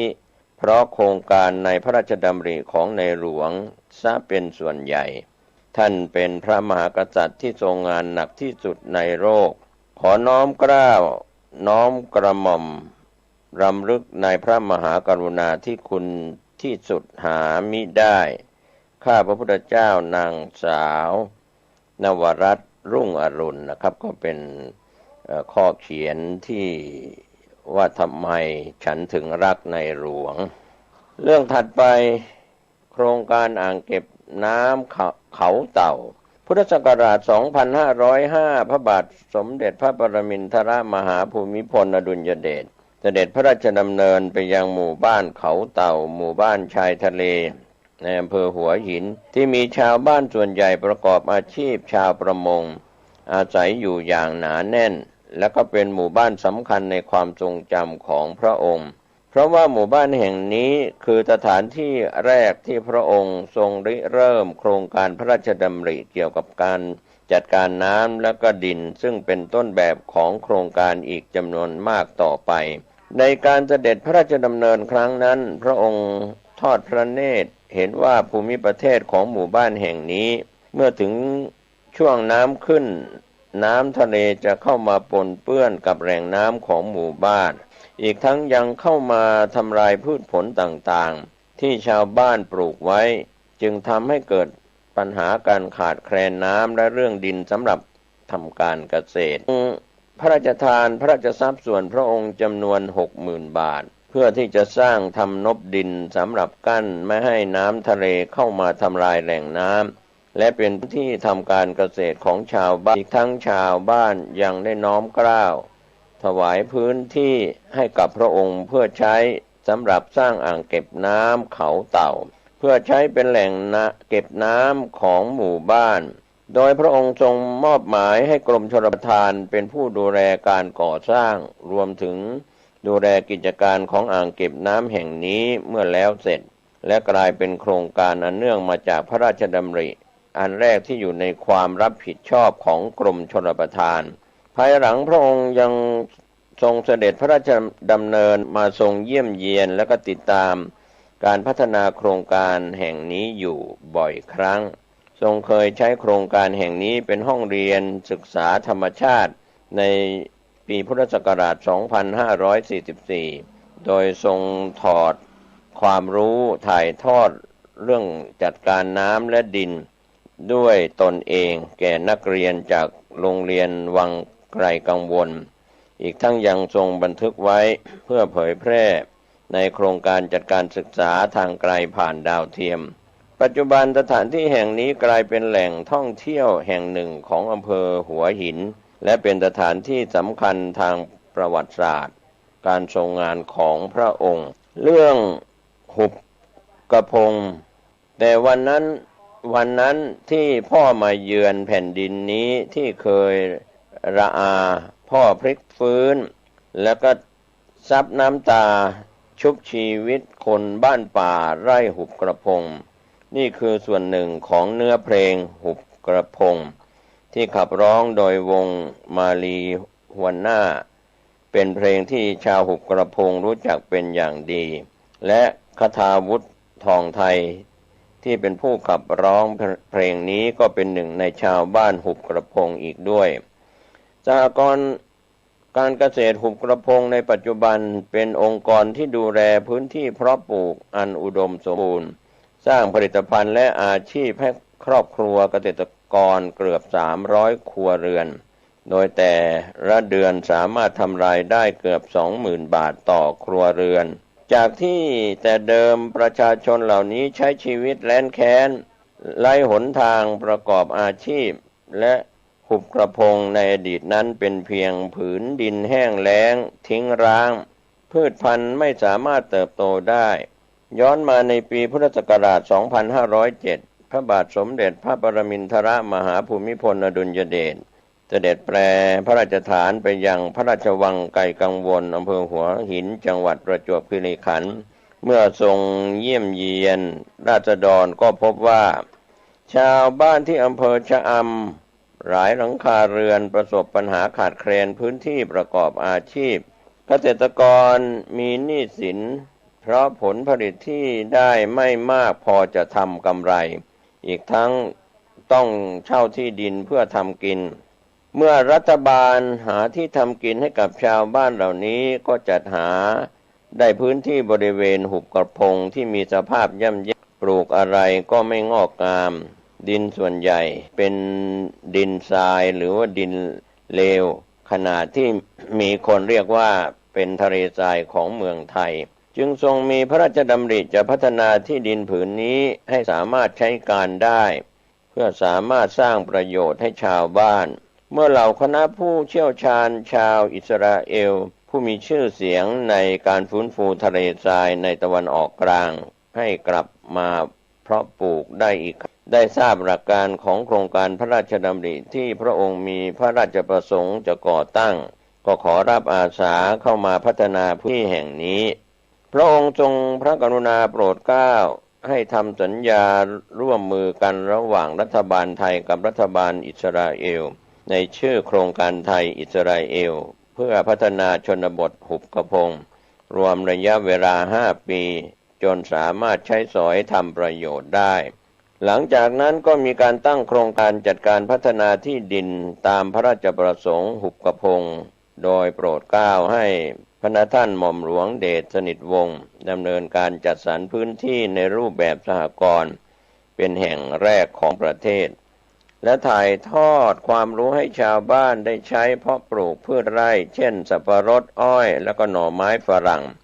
ซึ่งในสมัยนั้นก็เป็นพืชหายากต้องนำเข้าจากต่างประเทศ ต่อมาจึงได้พัฒนาให้มีการผลิตสินค้าและบรรจุภัณฑ์โครงการประสบความสำเร็จจนในที่สุดก็ก่อตั้งโรงเรียนและวัดขึ้นเป็นลักษณะชุมชนสมเด็จพระนางเจ้าสิริกิติ์พระบรมราชินีนาถทรงพระกรุณาโปรดเกล้าให้ก่อตั้งโครงการศิลปาชีพผลิตกระเป๋าตะกร้าขึ้นจากวัสดุธรรมชาติเพื่อสตรีในชุมชนสามารถสร้างรายได้ให้ครอบครัวความสำเร็จอย่างสูงของสหกรณ์การเกษตรหุบกระพงกลายเป็นกรณีศึกษาและแบบอย่างให้กับสหกรณ์การเกษตรอีกหลายแห่งถือเป็นหมุดหมายที่สำคัญของการพัฒนาแบบยั่งยืนในเมืองไทยอย่างแท้จริงพระสมเด็จจิรดาเป็นตอนถัดไปพระพิมพ์ทรงสามเหลี่ยมหน้าจั่วปางสมาธิศิลปะสมัยสุโขทัยรุ่นพระสมเด็จจิรดาหรือพระกำลังแผ่นดินคือพระพิมพ์รุ่นเดียวในประวัติศาสตร์ชาติไทยที่สร้างโดยพระมหากษัตริย์ถวายในโอกาสต่างๆสีที่ทรงขุดจากผ้าใบภาพจากฝีพระหัตถ์สีที่ทรงขูดจากเรือใบพระที่นั่งและเส้นพระเจ้าเส้นผมของพระองค์เองเป็นต้นนอกจากพิมพ์พระที่ไพฑูรย์เมืองสมบูรณ์ประติมากรคนสำคัญคนหนึ่งของเมืองไทยเป็นผู้แกะถวายให้พระองค์มีพระบรมราชวินิจฉัยแล้วในขั้นตอนนอกจากนั้นพระองค์ก็ทรงสร้างพระสมเด็จจิรดาในทุกกระบวนการด้วยพระองค์เองทั้งแกะพิมพ์เทหยอดพิมพ์รวมทั้งทรงจัดแต่งองค์พระทุกองค์ที่ถอดออกจากพิมพ์โดยเสร็จสมบูรณ์โดยทรงสร้างรุ่นแรกในปีพุทธศักราช 2508 เพื่อพระราชทานแก่ข้าราชการฝ่ายในโดยไม่ผ่านพิธีพุทธาภิเษกแต่อย่างใดต่อมาจึงทรงสร้างเพิ่มสำหรับประชาชนทั่วไปโดยพระกำลังแผ่นดินทุกองค์มีใบพระราชทานบ่งบอกลำดับที่กำกับและทรงลงพระปรมาภิไธยจริงทุกใบพลตำรวจเอกวิสิทธิเดชคุณชรเป็นหนึ่งคนที่ได้รับพระราชทานพระสมเด็จจิรดาจากพระหัตถ์พระบาทสมเด็จพระปรมินทรมหาภูมิพลอดุลยเดชในปีพุทธศักราช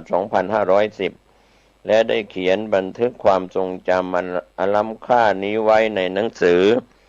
รอยพระยุคลบาทว่าพระองค์พระราชทานพระบรมราโชวาทใจความว่าให้นำพระไปปิดทองแต่ให้ปิดเฉพาะข้างหลังก่อนนำไปบูชาเพื่อเป็นการเตือนตนเองว่าการทำความดีไม่จำเป็นต้องอวดใครหรือประกาศให้ใครรู้ให้ทำหน้าที่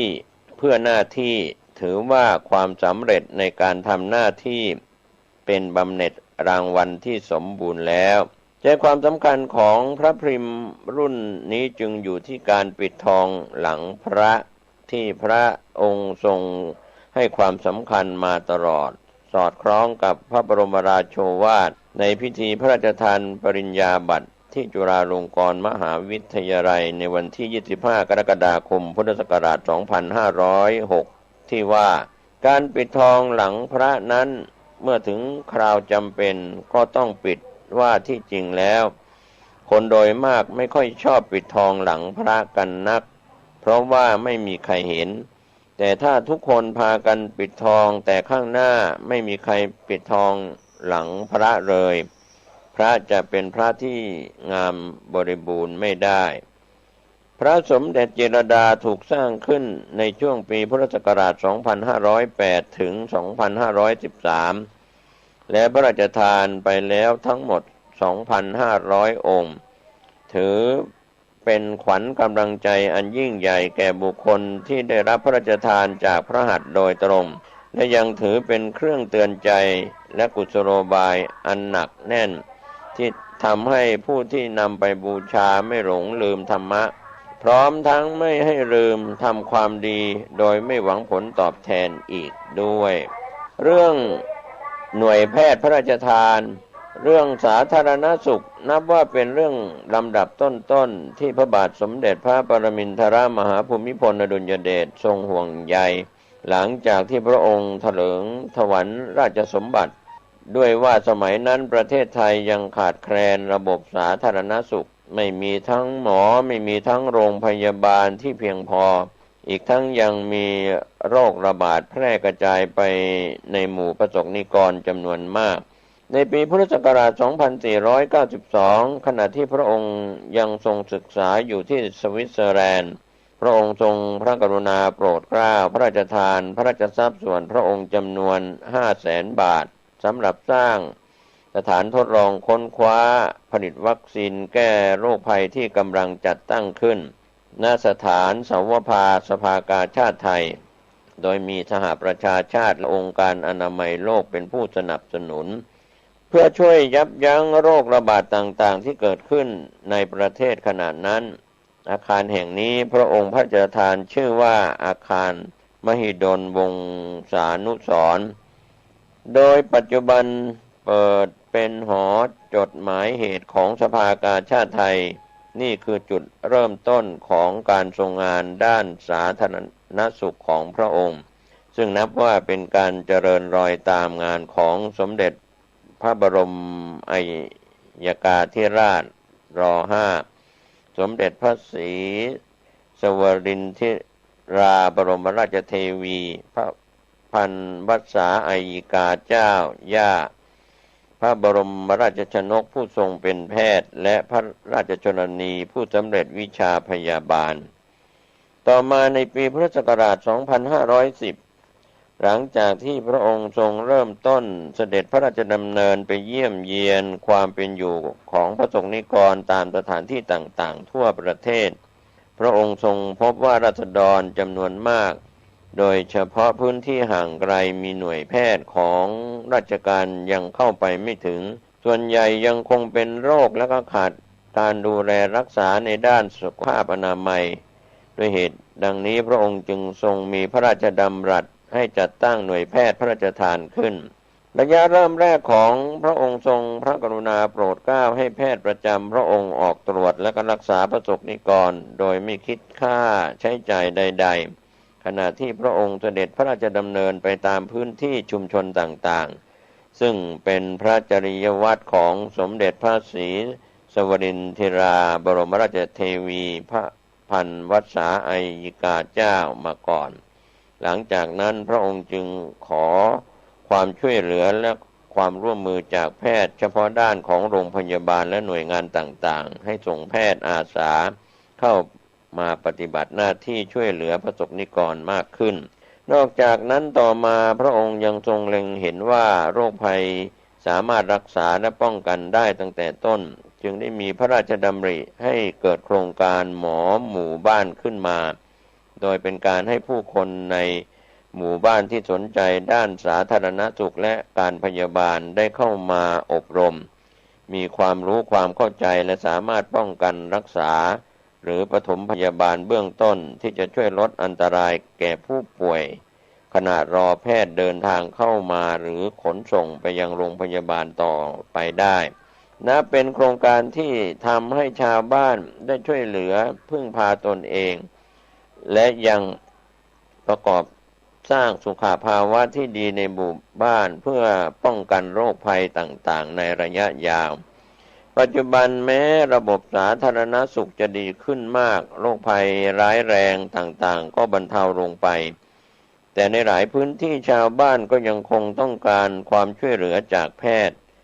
แนวคิดการอาสาไปช่วยรักษาประชาชนตามพื้นที่ห่างไกลจึงยังคงเป็นภารกิจสำคัญที่คณะแพทย์ของมหาวิทยาลัยต่างๆรวมถึงหน่วยงานสถานพยาบาลทั่วประเทศยึดเป็นสำคัญและมักจะพานักศึกษาแพทย์และแพทย์ออกไปบรรเทาทุกข์ในพื้นที่ต่างๆเป็นการดำเนินงานตามแนวพระราชดำรัสที่พระองค์ทรงพระราชทานให้แก่คณะแพทย์อาสาที่เข้าร่วมโครงการในปีพุทธศักราช 2512 ไว้ตอนหนึ่งว่าการไปฝึกงานต่างจังหวัดนั้นยังถือว่าเป็นการถอยหลังความจริง ความคิดนี้ออกจะล้าสมัยที่สมัยใหม่ที่สุดก็คือนายแพทย์เมื่อได้เรียนวิชาแพทย์มาแล้วจะออกปฏิบัติตามความมุ่งหมายของแพทย์คือรักษาประชาชนให้พ้นทุกข์จากโรคนะครับก็เป็นเรื่องราวที่เกี่ยวข้องในเรื่องของหน่วยแพทย์พระราชทานก็เป็นส่วนของเรื่องราวที่เราได้ติดตามสาระดีๆในตอนต่างๆซึ่งได้นำเสนอกันมากมายตั้งแต่ต้นก็คงยังมีนำเล่าต่อไปตามคำนำของผู้ที่รวบรวมเอกสารนี้ซึ่งเป็นเรื่องที่เราได้รับรู้รับทราบว่าคุณวิภะบุรพาเดชะและทีมงานนะครับที่ได้รวบรวมเรื่องของก้าวตามรอยพ่อสอนบุญแค่ไหนได้เกิดบนแผ่นดินนี้ลมหายใจที่เหลือจะทำดีโดยไม่ท้อบอกรักพ่อด้วยเดินตามและสานต่อไม่รั้งรออุทิศตนทดแทนคุณนะครับวันนี้ก็เป็นส่วนที่นำสาระต่างๆดีๆมาฝากในเรื่องราวต่างๆและยังมีเรื่องราวต่างๆที่จะได้นำเสนอให้ท่านได้รับรู้รับทราบกันวันนี้เวลาของรายการแบ่งปันสารธรรมดีๆเกี่ยวกับสถาบันพระมหากษัตริย์ซึ่งเป็นเรื่องราวที่น่าสนใจให้ท่านผู้ฟังซึ่งได้ศึกษาเคยได้รับรู้รับทราบมาแล้วก็ดีกำลังศึกษากำลังรับรู้รับทราบหรือจะรับรู้รับทราบในการเวลาต่อไปด้วยความขอบคุณในเอกสารที่ผู้ดำเนินรายการผมเกษตรเพชรสำริดได้ถอดตัวเอกสารมาเป็นเสียงให้ท่านได้รับรู้รับทราบกันในวันนี้เพื่อเคารพเทิดทูนสถาบันพระมหากษัตริย์ก็ถือว่าสถาบันหลักของชาติแผ่นดินไทยก็มีสถาบันชาติสถาบันศาสนาและสถาบันพระมหากษัตริย์3หลักใหญ่นี้เป็นส่วนที่ประสบนิกรชาวไทยและคนไทยเรายังเทิดทูนบูชาตราบนานเท่านานด้วยความสุขทุกรูปทุกนามสวัสดีครับวันนี้รายการปกิณกะธรรมะแบบสเประน้อยนิดหน่อยเนาะก็มาพบมาปะกับพอออกไม่ออกญาติโยมที่สนใจฟังหน้าทางสถานีวิทยุแห่งนี้ในวันเวลาเดียวกันนี้เป็นเวลาเป่าสมควร20 กว่านาทีอย่างใดทุกเจ้าต้องขออนุโมทนาขอบใจต่อญาติต่อโยมที่เป็นแฟนรายการธรรมะคืนที่แล้วไม่ออกจากจังหวัดลำปางได้โทรมาบอกว่าอันข้าเจ้าฟังท่านอยู่ตลอดต้องขอบใจมากๆเป็นจะได้พ่องตำปุ้นหรือบ้านของญาติโยมในเชียงใหม่ฝนตกก็ลมก็เอาไปพอข่าวแล้วโอ้โหบางจังหวัดหอเฮือนกาต้นไม้กาเสาไฟฟ้ากาลมระเนระนาดจนไฟฟ้ามืดดับไปบางครั้งบางที่ก็ทำให้ญาติโยมต้องได้รับบาดเจ็บกันกรมอุตุก็เตือนเนาะระวังประการสำคัญภาคเหนือเฮาแต่ว่าที่นองตองนั้นมันตกโอ้ยฟ้าห้องก็ลึงคืนนี้ถ้าจะเอานักฟังไอ้นะก็อยากให้มันตกจะได้นอนสบายกันหน่อย แต่ผลปรากฏว่าไม่มีฝนมีแต่ลมนิดหน่อยอันนี้ก็เป็นเรื่องของธรรมชาติจะไปบังคับมันก็ไม่ได้จะห้ามมันก็ไม่ได้นะเป็นเรื่องธรรมชาติเอาละต่อไปนี้เจริญพรญาติโยมไหว้พระสวดมนต์เอาพระรัตนตรัยเป็นสรณะที่พึ่งบ่าพร้อมกันนะโมตัสสะภะคะวะโตอะระหะโตสัมมาสัมพุทธัสสะนะโมตัสสะภะคะวะโตอะระหะโตสัมมาสัมพุทธัสสะ นะโมตัสสะภะคะวะโตอะระหะโตสัมมาสัมพุทธัสสะพุทธังสรณังคัจฉามิธัมมังสรณังคัจฉามิสังฆังสรณังคัจฉามิตุติยัมปิพุทธังสรณังคัจฉามิตุติยัมปิธัมมังสรณังคัจฉามิตุติยัมปิสังฆังสรณังคัจฉามิตาติยัมปิพุทธังสรณังคัจฉามิตาติยัมปิธัมมังสรณังคัจฉามิตาติยัมปิสังฆังสรณังคัจฉามิตั้งจิตตั้งใจและนึกกึศถึงเอาพระรัตนตรัยเป็นสรณะที่พึ่งทุกอย่างนั้นเป็นมังคละเป็นมงคลแก่ตัวตนบรรดามาภาพไปนอนรักษาตัวที่โรงพยาบาล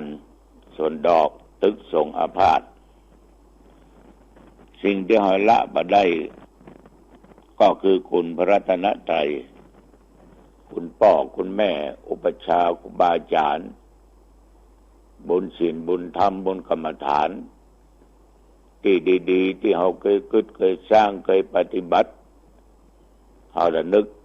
คิดถึงสิ่งเหล่านี้อาตมาก็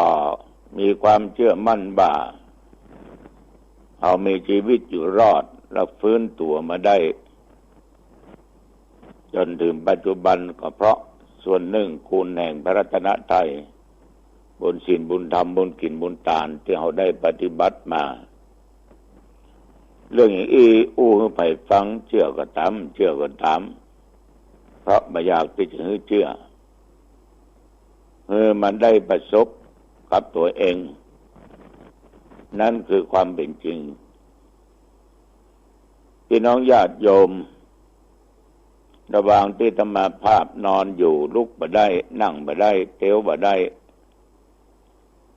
ยมหมอที่เพิ่นผ่าตัดอาตมานั้น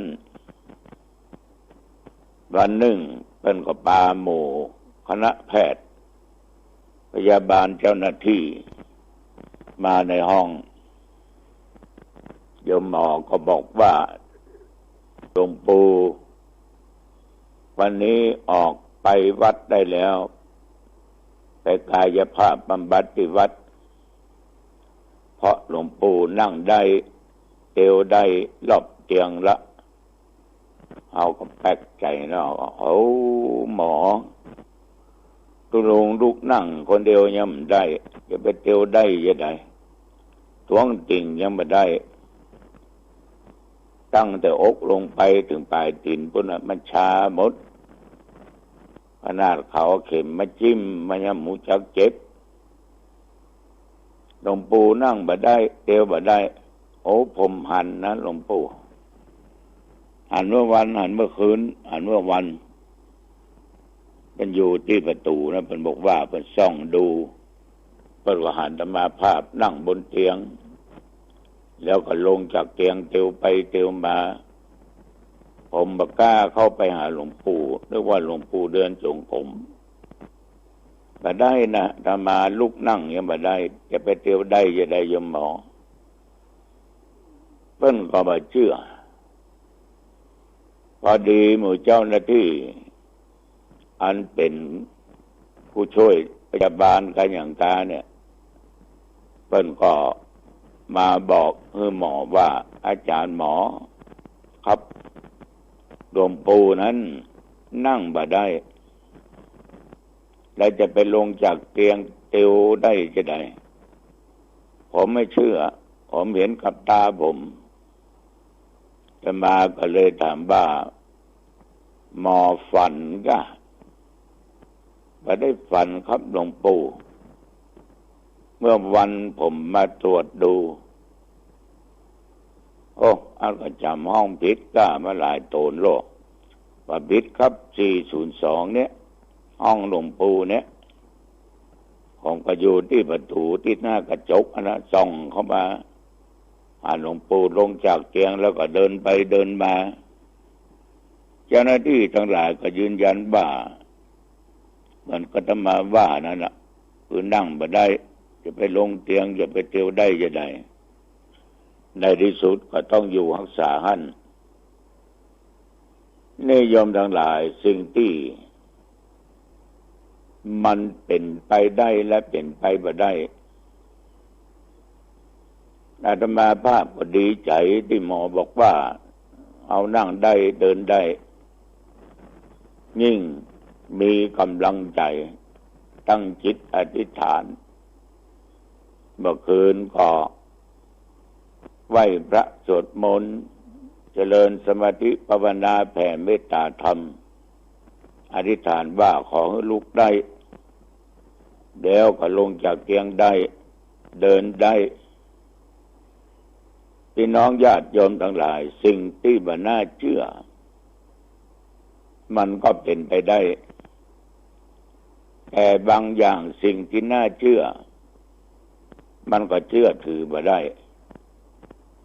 ฉะนั้นคนแต่ก่อนเพิ่นบอกว่าฟังหูไว้หูเหมือนเรื่องราวต่างๆที่ตุเจ้าได้อู้ได้จ่าญาติโยมฟังนั้นก็ฟังไว้หู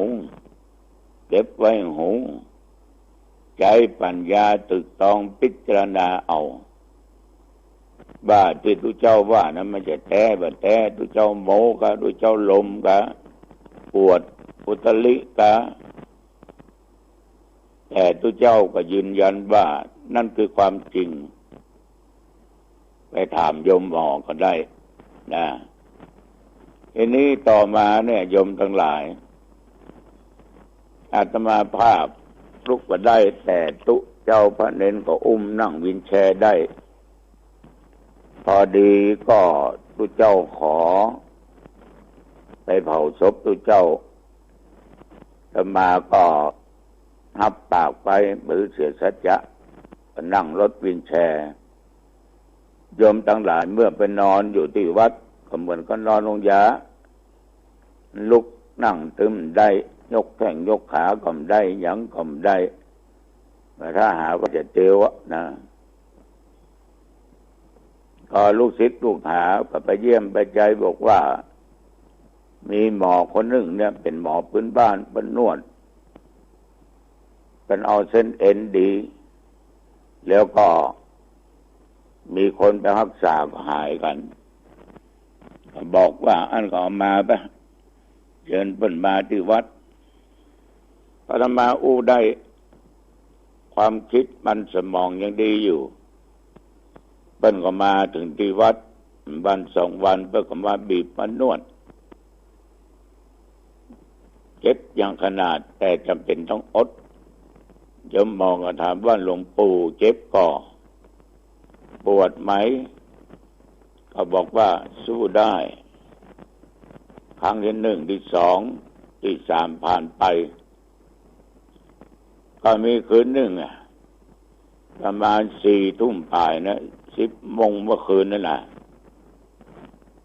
มีตุเจ้ามีน้องเป็นพ่อจายมีญาติโยมมานอนเฝ้าพระเนนเด่มในห้องตีลุ่มอาคารหลังใหญ่ๆยาวๆเนาะจะมานอนบนเตียงมีคืนหนึ่งนั้นรู้สึกว่าตีนนี่กระดิกได้ก็ลองยกดูโอ้ยกได้โอ้ยก็เลยบอกให้เขาที่นอนเฝ้าว่าคำเดียวจะแสดงปาฏิหาริย์ยกขาขึ้นขาขวาตั้งแท็กแกว่งไปแกว่งมาได้ขาขวาลงยกขาซ้ายตีนซ้ายขึ้นแกว่งไปแกว่งมาเขาก็ให้หัวกันมันเป็นไปได้จะได้นะมันเป็นไปได้จะได้ให้หัวดีอกดีใจกันแล้วก็ลองคู่เข่าเอาเข่ามาติดมันแนบกันมันก็ก้นมันก็ตกตัวเตื้อนี้เขาปกมาก็ตกโบถ้าเขาบอกกำไว้นะอันนี้แน่น วันถึงมันถึงมันถึงตกกันเดี๋ยวก็บอกว่าจะแสดงหัน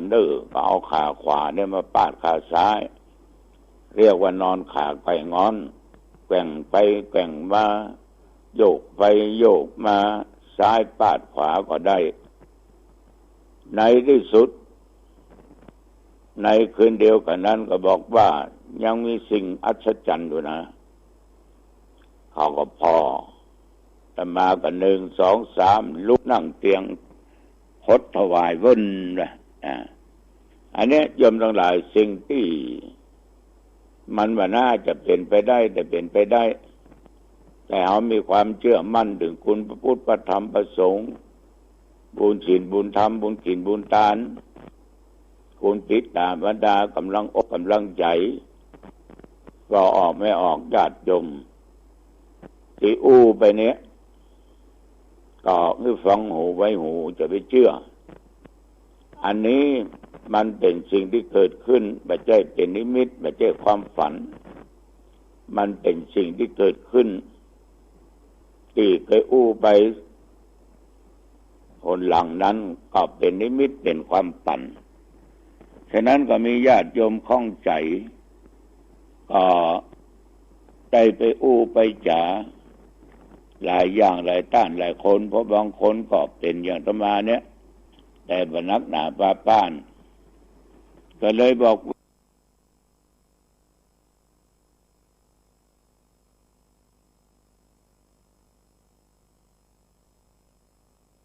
ว่าสิ่งเหล่านี้มันอยู่ที่ตัวเราปฏิบัติเราจะไปขี้ค้านถ้าเราขี้ค้านเราจะลุกจะนั่งบ่ได้จะยืนบ่ได้จะเตียวบ่ได้ดีบ่ดีจะเป็นอัมพฤกษ์อัมพาตไปที่ไหนจะบ่ได้เหมือนกับบอกแม่ออกที่ไปทำบุญที่วัดนะก็ได้อู้ได้จากันอย่างเงี้ยไปก็อู้จาให้กันฟังแต่บางสิ่งบางอย่างนั้นโยมทั้งหลายหันว่าเป็นรู้เจ้าโอ้ไปชื่อให้หมดนั่นก็บ่ได้เนอะแต่ว่าตุเจ้าบักขี้จุขี้ไล่ก็ไม่ได้นะคือบางอย่างบางต้านบางตนบางองค์บางคนเนี่ยเอาไว้ใจก็ดื่มได้เพิ่นถึงบอกว่าจะไปไว้ใจต่างจะไปวางใจคนแล้วมันจะโจรใจเองนะบางทีเราอาจจะถูกหลอกก็ได้เหมือนข้าวๆนะคนเรานี่เชื่อกันไอ้หรอกมันถึงแตกตื่นกันอย่างที่ตุเจ้าอย่างที่ไปลงข่าวนะสำนักปฏิบัติอย่างนั้นนะที่ว่าเรื่องเสพกามเสพเติมกันนั่นนะไอ้คนที่เปิ้นเชื่อถือก็เชื่อถือก็ปากันไปคนว่าเชื่อถือก็ว่าไปต่างๆนั้นนะอันนี้ก็พิสูจน์กันต่อไปแต่คำสอนของพระพุทธเจ้านั้นเพิ่นได้สอนอย่างอันอย่างมีคนอันนี้คือพระพุทธเจ้าองค์สุดท้ายเป็นพระศิริยะเมตไตรมาเกิดเนี่ยเพื่อจะพิสูจน์กันว่าที่30-31เนี่ยเขาจะไปเชื่อง่ายบ่ได้ไว้วางใจก็ไม่ได้ฉะนั้นศรัทธาสาธุชนญาติโยมในโลกสังคมเราเนี่ยบอกว่ามนุษย์มาว่าสัตว์เดรัจฉานบางครั้งเนี่ยเขาเชื่อบ่ได้บอกควรไว้วางใจบอกว่าสัตว์นะบอกว่าสัตว์เดรัจฉานหรือคนที่มีสันดานว่ามีสัจจะวาจาเอี่ยวขี้จุเอี่ยวหลอกเอี่ยวลวง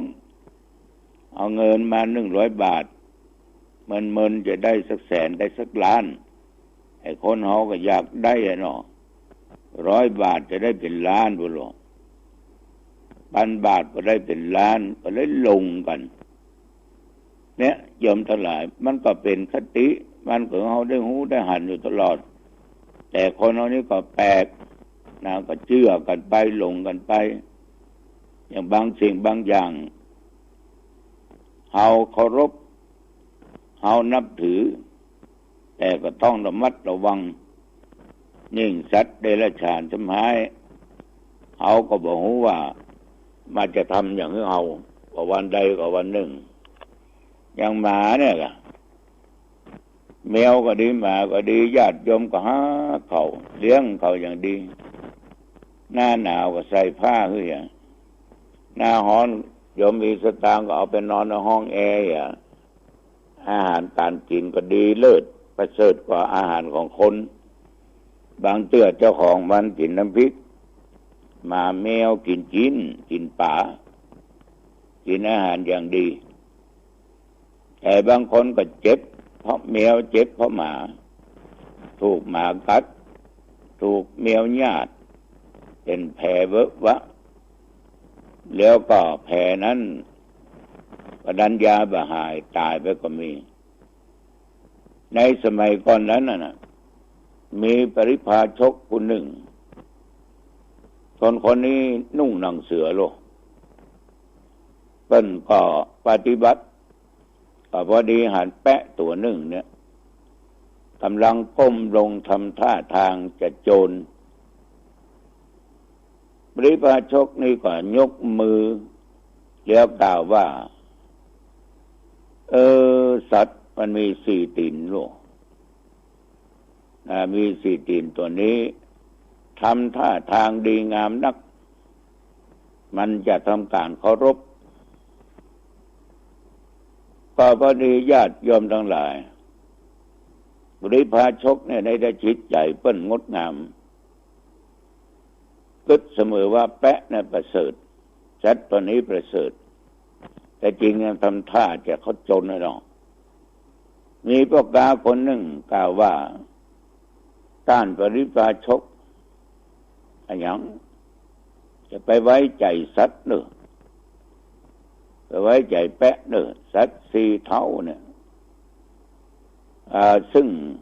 ต้านก็เคยหันมันทำท่าจะโจรต้านละจะโจรต้านละแต่มันก็ทำตัวย่อทำเหมือนการเคารพพ่อกาคนนั้นน่ะญาติโยมทั้งหลายอู้ไปแปะตัวนั้นก็วิ่งไปโจรข่าปริพาชกคนนั้นก็ล้มลงจนกระดูกขาหักโคนก็แตกสิ่งของต่างๆที่มีกับปริพาชกแตกเนี่ยกระจัดกระจายถูกแปะตัวนั้นทำลายหมดปริพาชกก็เจ็บแหละร้องว่าเจ็บโยมทั้งหลายข้อนี้สิ่งใดก็ตามที่เขาควรยกหรือบอกควรยกย่องเขาต้องพิจารณาบูชาคนก็ดีก็ต้องบูชาคนที่ควรบูชาถ้าเขาไปบูชาในสิ่งที่บดีด้วยความหลงความขาดสติปัญญาของเขานั้นน่ะเหมือนกับปริพาชกเนี่ยถูกแปะนั่นนะวิ่งก็โจรจนขาหักเพราะไปถือว่าแปะนั่นน่ะทำการเคารพตัวเองคือคนเฮาก็อย่างเดียวกันมันมีเล่ห์นี่เหลี่ยมหลายอย่างหลายประการดังนั้นญาติโยมบางครั้งนั้นเฮาเชื่อเฮาหลงเฮาไหลเชื่อจนที่เรียกว่าไผมาอู้มาจ่าตึ้มฟังเชื่อให้ยังเนี่ยปริพาชกคนนี้ในที่สุดก็ตายนะตายกับชาติเกิดมาชาติก็เป็นปริพาชกเป็นคนโง่เขาไร้ปัญญาส่วนพ่อกาได้มาเกิดเป็นผู้ได้เจ้านิทานเรื่องนี้เป็นคติเตือนใจเวลาจะเชื่ออันอย่างนั้นเนื้อใจสติปัญญาพิจารณาเอาเหมือนกับตัวเจ้าอู้ไปตะกี้ญาติโยมใจสติตั้งมั่นโดยสมาธิ นึกดีๆแล้วก็เชื่อตึกต้องด้วยปัญญาของตัวเองว่ามันแท้กับว่าแท้ไม่ใช่ว่าตุเจ้าอู้จาอย่างออกไปก็เชื่อหมดนั่นเป็นไปไม่ได้นี่ก็ขอฝากไว้เรื่องการเกิดการสร้างห้างแผงสถานศึกษาธรรมปฏิบัติธรรมนั้นก็ระยะนี้ธรรมานั้นบ่ค่อยได้ออกไปก็ให้ตุเจ้าออกไปก็แบ่งไปกำเล็กกำน้อยเดี๋ยวเจ้าฟ้านั้นจะไปยกในวันวิสาขบูชาเดือนเก้าเพ็งเพ็งแล้วก็จะวางแผ่นศิลาฤกษ์สร้างที่พักสร้างกุฏิสร้างศาลาเอาไว้เป็นที่ประดิษฐานพระประจำวันเกิดตัวดังที่เป็นนิมิตที่ได้โอ้ได้จ่าญาติโยมฟังอันนี้ก็จึงขอเจริญพรญาติโยมรับทราบเพื่อญาติโยมเชื่อจะได้ไปร่วมบุญร่วมกุศลเสริมสร้างบารมีด้วยกันวันที่26ที่วัดศรีสุดาพระอารามหลวงเวลาประมาณบ่าย2 โมงจะมีการตรวจข้อสอบนักธรรมคือธรรมศึกษาชั้นตรีขึ้นบ่าย2 โมงที่วัดศรีสุดาวันที่29วัดนักธรรมนิมิตรบ้านอ้อยตำบลห้วยทรายอำเภอแม่ริมเป็นวัดเก่าวัดเดิมของธรรมาภาพมาเกิดที่หั่นพบฝั่งที่หั่นดังสาธุเจ้าอาวาส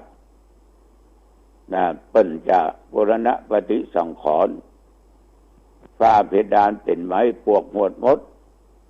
บางที่ก็ชำรุดเสียไปเจ้าบ้านเจ้าจองคณะกรรมการพระเจ้าเปิ้นก็จะมีการสวดการถอนนิมนต์มาภาพของนิมนต์ตุลุงโตเนอร์เขาก็จำเป็นต้องไปทั้งที่ว่าเดินยังบ่สะดวกก็จำเป็นต้องไปอันนี้ญาติโยมอยู่ใกล้ๆญาติพี่น้องทั้งหลายก็ไปพบไปปะกันเนอวันที่29ที่วัดตำหนักธรรมนิมิตรหรือวัดบ้านอ้อยตำบลห้วยทรายอำเภอแม่ริมจังหวัดเชียงใหม่วันนี้อู้จ่าไปมาเวลาพอสมควรอายุวันโนสุขังพลังพบกันไว้โอกาสหน้าเจริญพรธรรมะเป็นความจริงของชีวิตธรรมะเป็นความจริงของโลกวันนี้เรามาพิจารณาเหตุการณ์ต่างๆที่มันปรากฏกระทบกับอารมณ์ของเราเช่นวันนี้เรามีความรู้สึกว่าไม่พอใจกี่ครั้งเราพิจารณาแล้วก็บันทึกวันนี้เรามีความสุขกี่ครั้งที่มันปรากฏเกิดขึ้นกับชีวิตของเราภายใน1 ชั่วโมงอาการทุกข์ใจเสียใจอาการความสุขอาการความทุกข์2 อาการเหล่านี้มันปรากฏเกิดขึ้นกับชีวิตของเราแต่ละชั่วโมงกี่ครั้งตั้งแต่5 โมงเช้าตี 5เช้าจนถึง5 โมงเย็นมันปรากฏกี่ครั้งเราก็บันทึกไปเราต้องพิจารณามันไปแล้วเราจะได้รู้มันว่ามันเป็นทุกชั่วโมงหรือเป็นบางเวลาหรือเป็นไม่กี่ครั้งหรือเป็นทุกชั่วโมงตลอดเวลาธรรมะก็หมายถึงสมาธิเครื่องวัดผลประเมินผลความรู้สึกที่เรารู้สึกหากเรามีสมาธิเมื่อไหร่เราสามารถหยุดยับยั้งความรู้สึกที่เรารู้สึกนั้นได้ เราไม่สามารถกำหนดควบคุมความรู้สึกนั้นได้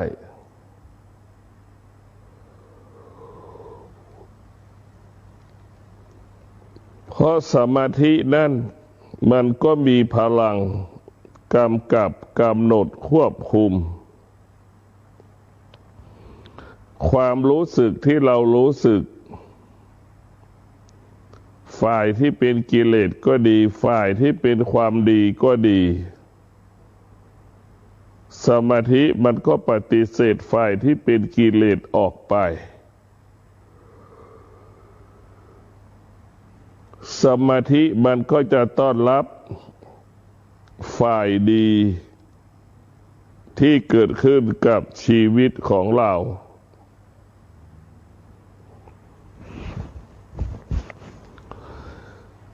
เราพิจารณาทุกวันแล้วก็บันทึกไว้1 วันนี้ได้50 ครั้งความพอใจความไม่พอใจเกิดขึ้น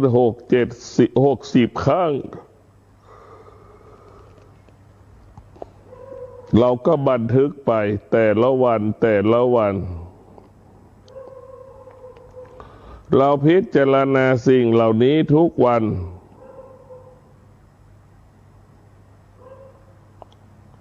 สิ่งเหล่านี้มันก็ปรากฏทุกวันตั้งแต่เช้าถึงเย็นแต่ละชั่วโมงมันก็เป็นของมัน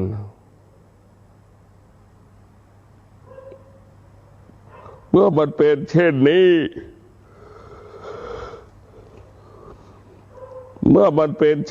ของมันเราก็ควรจะเข้าใจมันว่ามันเป็นเช่นนี้ของมันเราก็ไม่ควรไปต้อนรับมันเราก็ไม่ควรไปตอบสนองมันเพราะเรารู้ว่ามันเป็นเช่นนี้ของมัน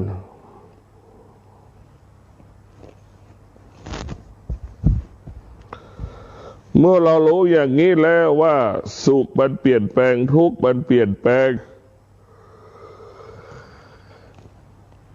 เราพัฒนาจิตพัฒนากายพัฒนาใจของเราให้อยู่กับการเปลี่ยนแปลงได้อย่างงดงามให้จิตได้รับรู้ว่าการเปลี่ยนแปลงนั้นมันอาการที่มันเปลี่ยนแปลงนั้นมันปรากฏกับชีวิตเราตลอดเวลาเราฝึกฝนจิตฝึกฝืนกายเพื่อให้จิตของเรากายของเราอยู่เหนือการเปลี่ยนแปลงเมื่อเราอยู่เหนือการเปลี่ยนแปลงสภาวะจิตของเราสงบไม่มีสิ่งใดที่ทำให้เราดวงจิตเราสะเทือนและหวั่นไหวได้เพราะเราเข้าใจการเข้าใจก็คือการภาวนาการภาวนานั้นเป็นการสร้างความเข้าใจให้กับตนเองแล้วก็พิจารณาสิ่งที่มันเกิดขึ้นกับชีวิตของเราซ้ำซากดังที่ได้กล่าวว่าสุขความสุขเกิดขึ้นซ้ำซากวันทุกวันตั้งแต่เช้าถึงเย็นแล้วมันก็จากเราไปความทุกข์ก็เกิดขึ้นกับชีวิตของเราซ้ำซากแล้วมันก็จากเราไปนี่เรามาพิจารณาเช่นนี้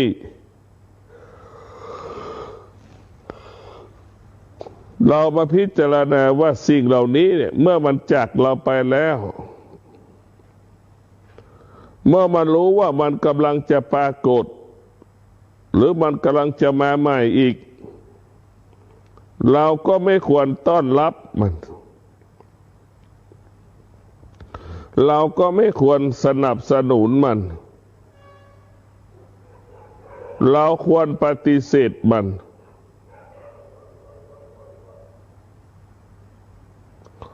เราควรปฏิเสธ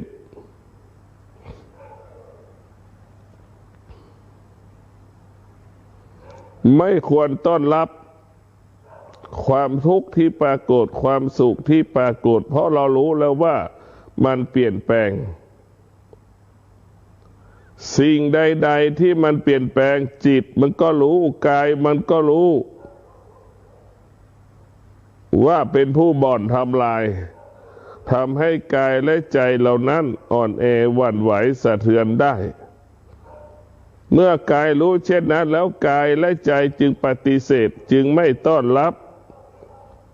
เมื่อความสุขปรากฏความทุกข์ปรากฏสภาวะจิตก็ดีกายก็ดีจึงเกิดคำว่าสงบต่อความทุกข์ที่เกิดต่อความสุขที่เกิดเราจะไม่ตอบสนองไม่ต้อนรับสงบนิ่งอยู่เหนือมันจนถึงที่สุดมันก็จากเราไปมันก็ไม่อยู่กับเราคำว่าความสุขคำว่าความทุกข์มันก็ไม่อยู่กับเราที่สุดมันก็ไปถ้าเราเข้าใจคำว่าความสุขความทุกข์แล้วชีวิตเราจะเป็นอิสระถ้าเราเข้าใจความสุขความทุกข์ว่าเป็นผู้บ่อนทำลายแล้วเราจะไม่แสวงหาความสุขเราจะไปแสวงหาความสงบเพราะความสุขนี่คือไปอาศัยเขาอะไรที่เราอาศัยเขาเราจะเสียใจอยู่ตลอดเวลาอะไรที่เราไม่อาศัยเขาพึ่งพาตนเองนั้นสบายใจดังเช่นความสุขนี่เราไปอาศัยเขาไม่สามารถตอบสนองเราได้เขาไม่สามารถอยู่กับเราได้เราก็ไม่สามารถอยู่กับเขาได้นี่คือปัญหาแต่ถ้าความสงบนั้นเราสามารถกำกับมันได้กำหนดมันได้ควบคุมมันได้เพราะความสงบเราเป็นผู้สร้างเราเป็นผู้รักษาเราเป็นผู้ส่งเสริมความสงบก็หมายถึงการภาวนานั่งสมาธิการภาวนานั่งสมาธินั้นเราจะสร้างความสงบให้กายสงบให้ใจสงบให้กายและใจเข้าถึงความสงบทั้งกายและใจการภาวนานั้นจะทำให้กายและใจเราสงบกายและใจจะได้รับคำตอบว่ากายสงบใจสงบเป็นบ่อเกิดแห่งความสุขเป็นบ่อเกิดแห่งความสุขความสุขที่เกิดจากการภาวนานั้นเราเป็นผู้กำหนดเราเป็นผู้กำหนดและกำหนดควบคุมมันได้เพราะเราเป็นผู้สร้างเมื่อเราสร้างเองเราจะเป็นต้องกำหนดมันได้กำกับมันได้ควบคุมมันได้เพราะฉะนั้นพวกเราเมื่อเรารู้แล้วว่าความสงบเป็นบ่อเกิดแห่งความสุขนั้นเราจำเป็นต้องมีสติภาวนาอยู่ตลอดเวลาเราต้องมีสติกำหนดรู้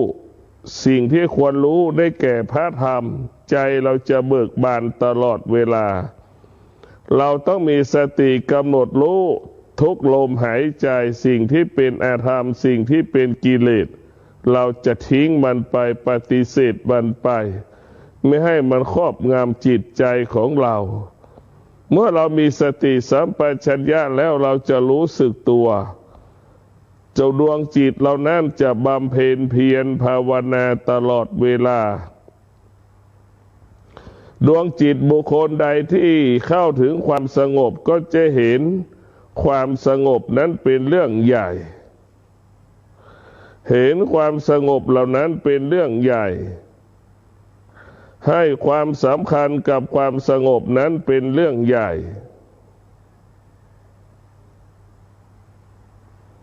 เพ ราะความสงบเป็นสิ่งอันประเสริฐสูงสุดของเหล่ามนุษย์ที่ปรารถนามรรคผลนิพพานมนุษย์ทุกคนเมื่อสัมผัสกับความสงบมนุษย์ทุกคนก็จะเกิดอาการเบื่อหน่ายชีวิตที่ผิดพลาดมาในอดีตมองแล้วเป็นภาระมองแล้วเป็นปัญหาเพราะฉะนั้นผู้ที่ภาวนานั้นจะเป็นภาวนาก็เป็นการเป็นเครื่องป้องกันไม่ให้ความไม่ดีเกิดขึ้นในอนาคตให้ความดีอยู่กับปัจจุบันทุกวันทุกวันทุกวันให้สภาวะจิตเรากายของเราอยู่ในความดีแต่ละวันทุกลมหายใจกายของเราใจของเรานั่นต้องอยู่กับปัจจุบันไม่มีอดีตไม่มีอนาคตถึงมันจะเป็นจริงก็เป็นเรื่องอดีตสภาวะจิตเราจะไม่ยึดมั่นถือมั่นถึงมันจะไม่เป็นจริงมันก็เป็นเรื่องอนาคตมันก็ยังไม่เกิดความจริงก็ดีความไม่เป็นจริงก็ดีมันเป็นทั้งอดีตไปแล้วเป็นทั้งอนาคตไปแล้วเราก็ไม่ควรไปยึดมั่นถือมั่นสิ่งที่มีอยู่บนสิ่งที่มีอยู่บนโลกใบนี้เมื่อเรารู้เรื่องอารมณ์แล้วรู้เรื่องความสุขแล้วเราสามารถกำหนดความสุขไม่ให้เกิดได้แล้วเรากลับมาพิจารณาวัตถุสิ่งของต่างๆที่เรายึดมั่นถือมั่นเต็มในบ้านของเราเรานึกดูสิ่งที่เราควรยึดมั่นถือมั่น วัตถุชนิดหนึ่งก็ได้แก่ลูกของเราเราต้องพิจารณาชีวิตลูกของเราเราต้องหวงแหนลูกของเราทุกวันนี้พ่อแม่หวงแหนทรัพย์สมบัติมากกว่าชีวิตลูกของตนหวงแหนอัญมณีเครื่องประดับมากกว่าลูกตัวของตนลูกของเราเอาไปฝากกับลูกจ้างลูกจ้างเป็นใครไม่รู้แล้วก็เอาลูกมาไปฝากให้กับลูกจ้างเป็นผู้ดูแล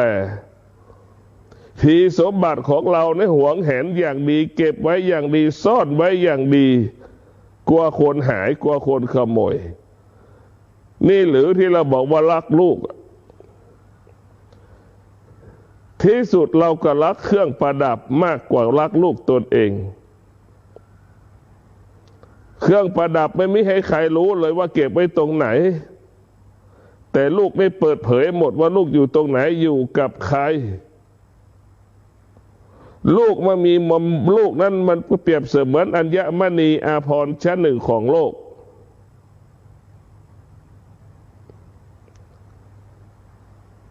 เราหวงแหนทรัพย์สมบัติอัญมณีเราฉันใด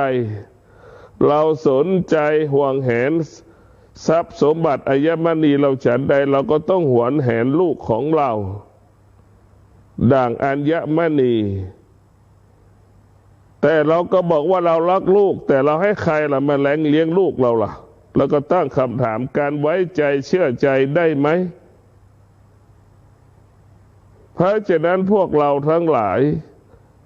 เราต้องมาสอนวิธีพุทธเจ้าสอนให้เราจัดการพัฒนาตนเองตนแลเป็นที่พึ่งแห่งตนแลเป็นที่พึ่งแห่งตนมนุษย์มักจะมีข้ออ้างมักจะมีข้อแก้ตัวตลอดเวลาโดยเฉพาะลูกไม่ดีแม่จะตำหนิลูกจะดีอยู่ที่แม่ลูกก็ดังที่กล่าวว่าลูกนั้นก็เปรียบเสมือนต้นไม้สวนสาธารณะ เป็นต้นไม้มันจะงดงามอุดมสมบูรณ์ได้ก็ขึ้นกับผู้ที่เจ้าของสวนปลูกให้ความสำคัญต้นไม้ต้นนั้นก็ไม่มีเชื้อราเชื้อโรคต้นก็สมบูรณ์ลำต้นก็สมบูรณ์กิ่งก็สมบูรณ์ใบก็สมบูรณ์ดอกก็สมบูรณ์ผลก็สมบูรณ์ฉันใดถ้าพ่อแม่สนใจลูกดังสนใจต้นไม้ลูกก็จะเป็นเช่นนั้นเพราะฉะนั้นผู้เป็นพ่อเป็นแม่ให้ความสำคัญโดยการลงมือปฏิบัติแต่ทุกวันนี้เราให้ความสำคัญกับลูกการใช้เงินจ้างคนมาดูแลนี่คือความผิดพลาดเราจ้างคนมาดูแลเอาชีวิตลูกของเราไปให้กับคุณครูก็มีนักเรียนตั้ง10 คน20 คนนึกดูนี่เพราะฉะนั้นเราต้องพิจารณาความจริงพระพุทธเจ้าสอนให้เราละให้เราสละบางอย่างออกไปจากชีวิตของเราเสื้อผ้าอาภรณ์วัสดุคฤภัณฑ์ต่างๆสอนให้เราละและวางสิ่งเหล่านี้ออกจากจิตใจของเราหากเราละไม่ได้วางไม่ได้ปล่อยไม่ได้ใจเราก็เป็นทุกข์ใจมันก็หนักใจมันก็อึดอัดเหมือนเราเอาเสื้อผ้าไปปั่นไปซักเสื้อผ้านั้นมีตำหนิสภาวะจิตก็เกิดอาการไม่พอใจ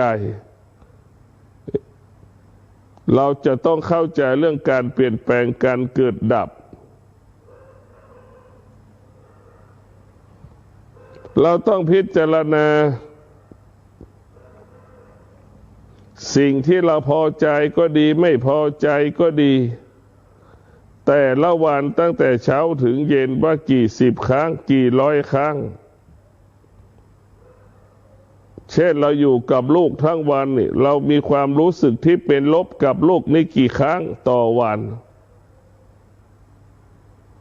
เราอยู่กับสามีกี่ครั้งที่เรารู้สึกว่าไม่พอใจ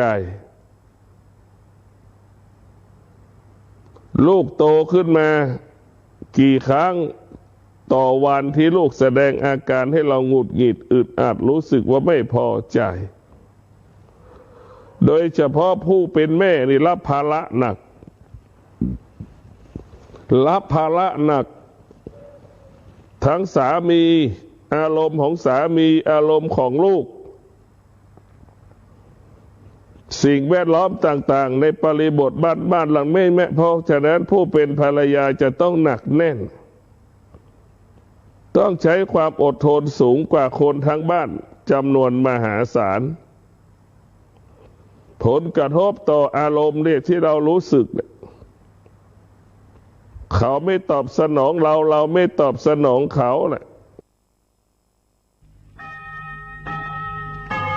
รายการต่อไปเป็นรายการถ่ายทอดสดจากสถานีวิทยุเพื่อการศึกษาพระพุทธศาสนาและวัฒนธรรม FM 104.5 เมกะเฮิรตซ์วัดฝายหินจังหวัดเชียงใหม่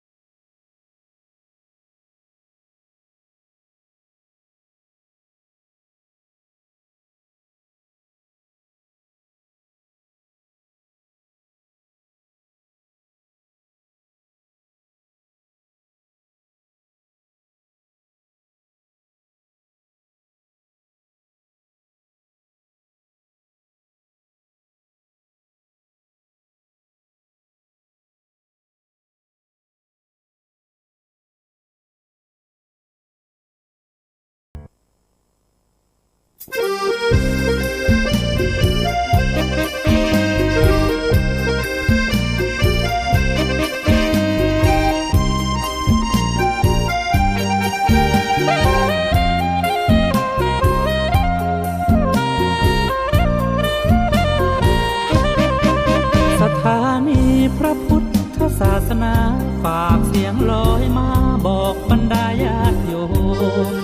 ที่มีใจใช้ธรรมชโลมที่มีใจใช้เพลงชโลมบอกบรรดาญาติโยมให้ฟังคลื่นนี้สถานีตั้งไม่ไกลไม่ไกลตั้งอยู่ทั่วเมืองไทยชวนคนไปทำดีเชิญฟังกันทั้งวันดีเจสร้างสรรค์พากันสุขีใครอยากฟังธรรมเชิญทางนี้ใครอยากฟังธรรมเชิญทางนี้หรืออยากฟังเพลงดีๆเปิดคลื่นนี้นะคุณสถานีพระพุทธศาสนาฝากเพลงลอยมาย้ำชาวพุทธสร้างบุญธรรมะจะติดตามตัวคุณธรรมะจะชี้นำใจคุณที่สุทรงท่านหนุนไว้ให้คุณมาสร้างสถานีที่ล้ำค่าชี้นำธรรมะเพิ่มปัญญาแตกฉานสอบถามธรรมะข้อใดเชิญลองถามไทยเรื่องที่อยากถามมีธรรมสลับกับเพลงเพราะมีธรรมสลับกับเพลงเพราะและดีเจชอละไว้เป็นเพื่อนคุณ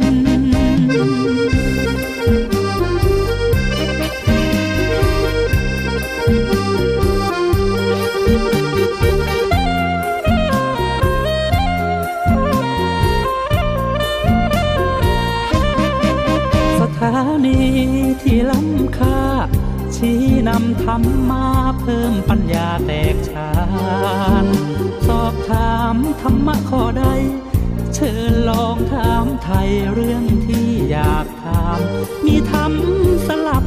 กับเพลงเพราะมีธรรมสลับกับเพลงเพราะและดีเจชอละไว้เป็นเพื่อนคุณ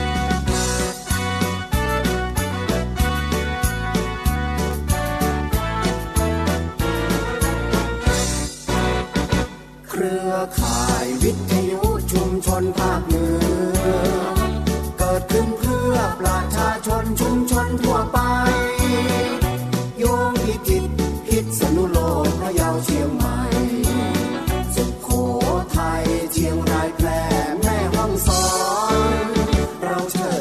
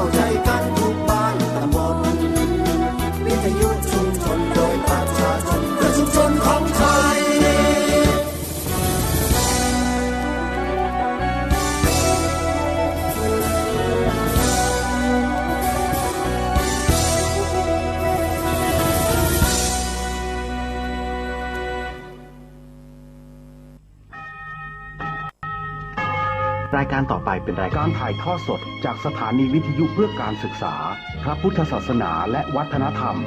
FM 104.5 เมกะเฮิรตซ์วัดฝายหินจังหวัดเชียงใหม่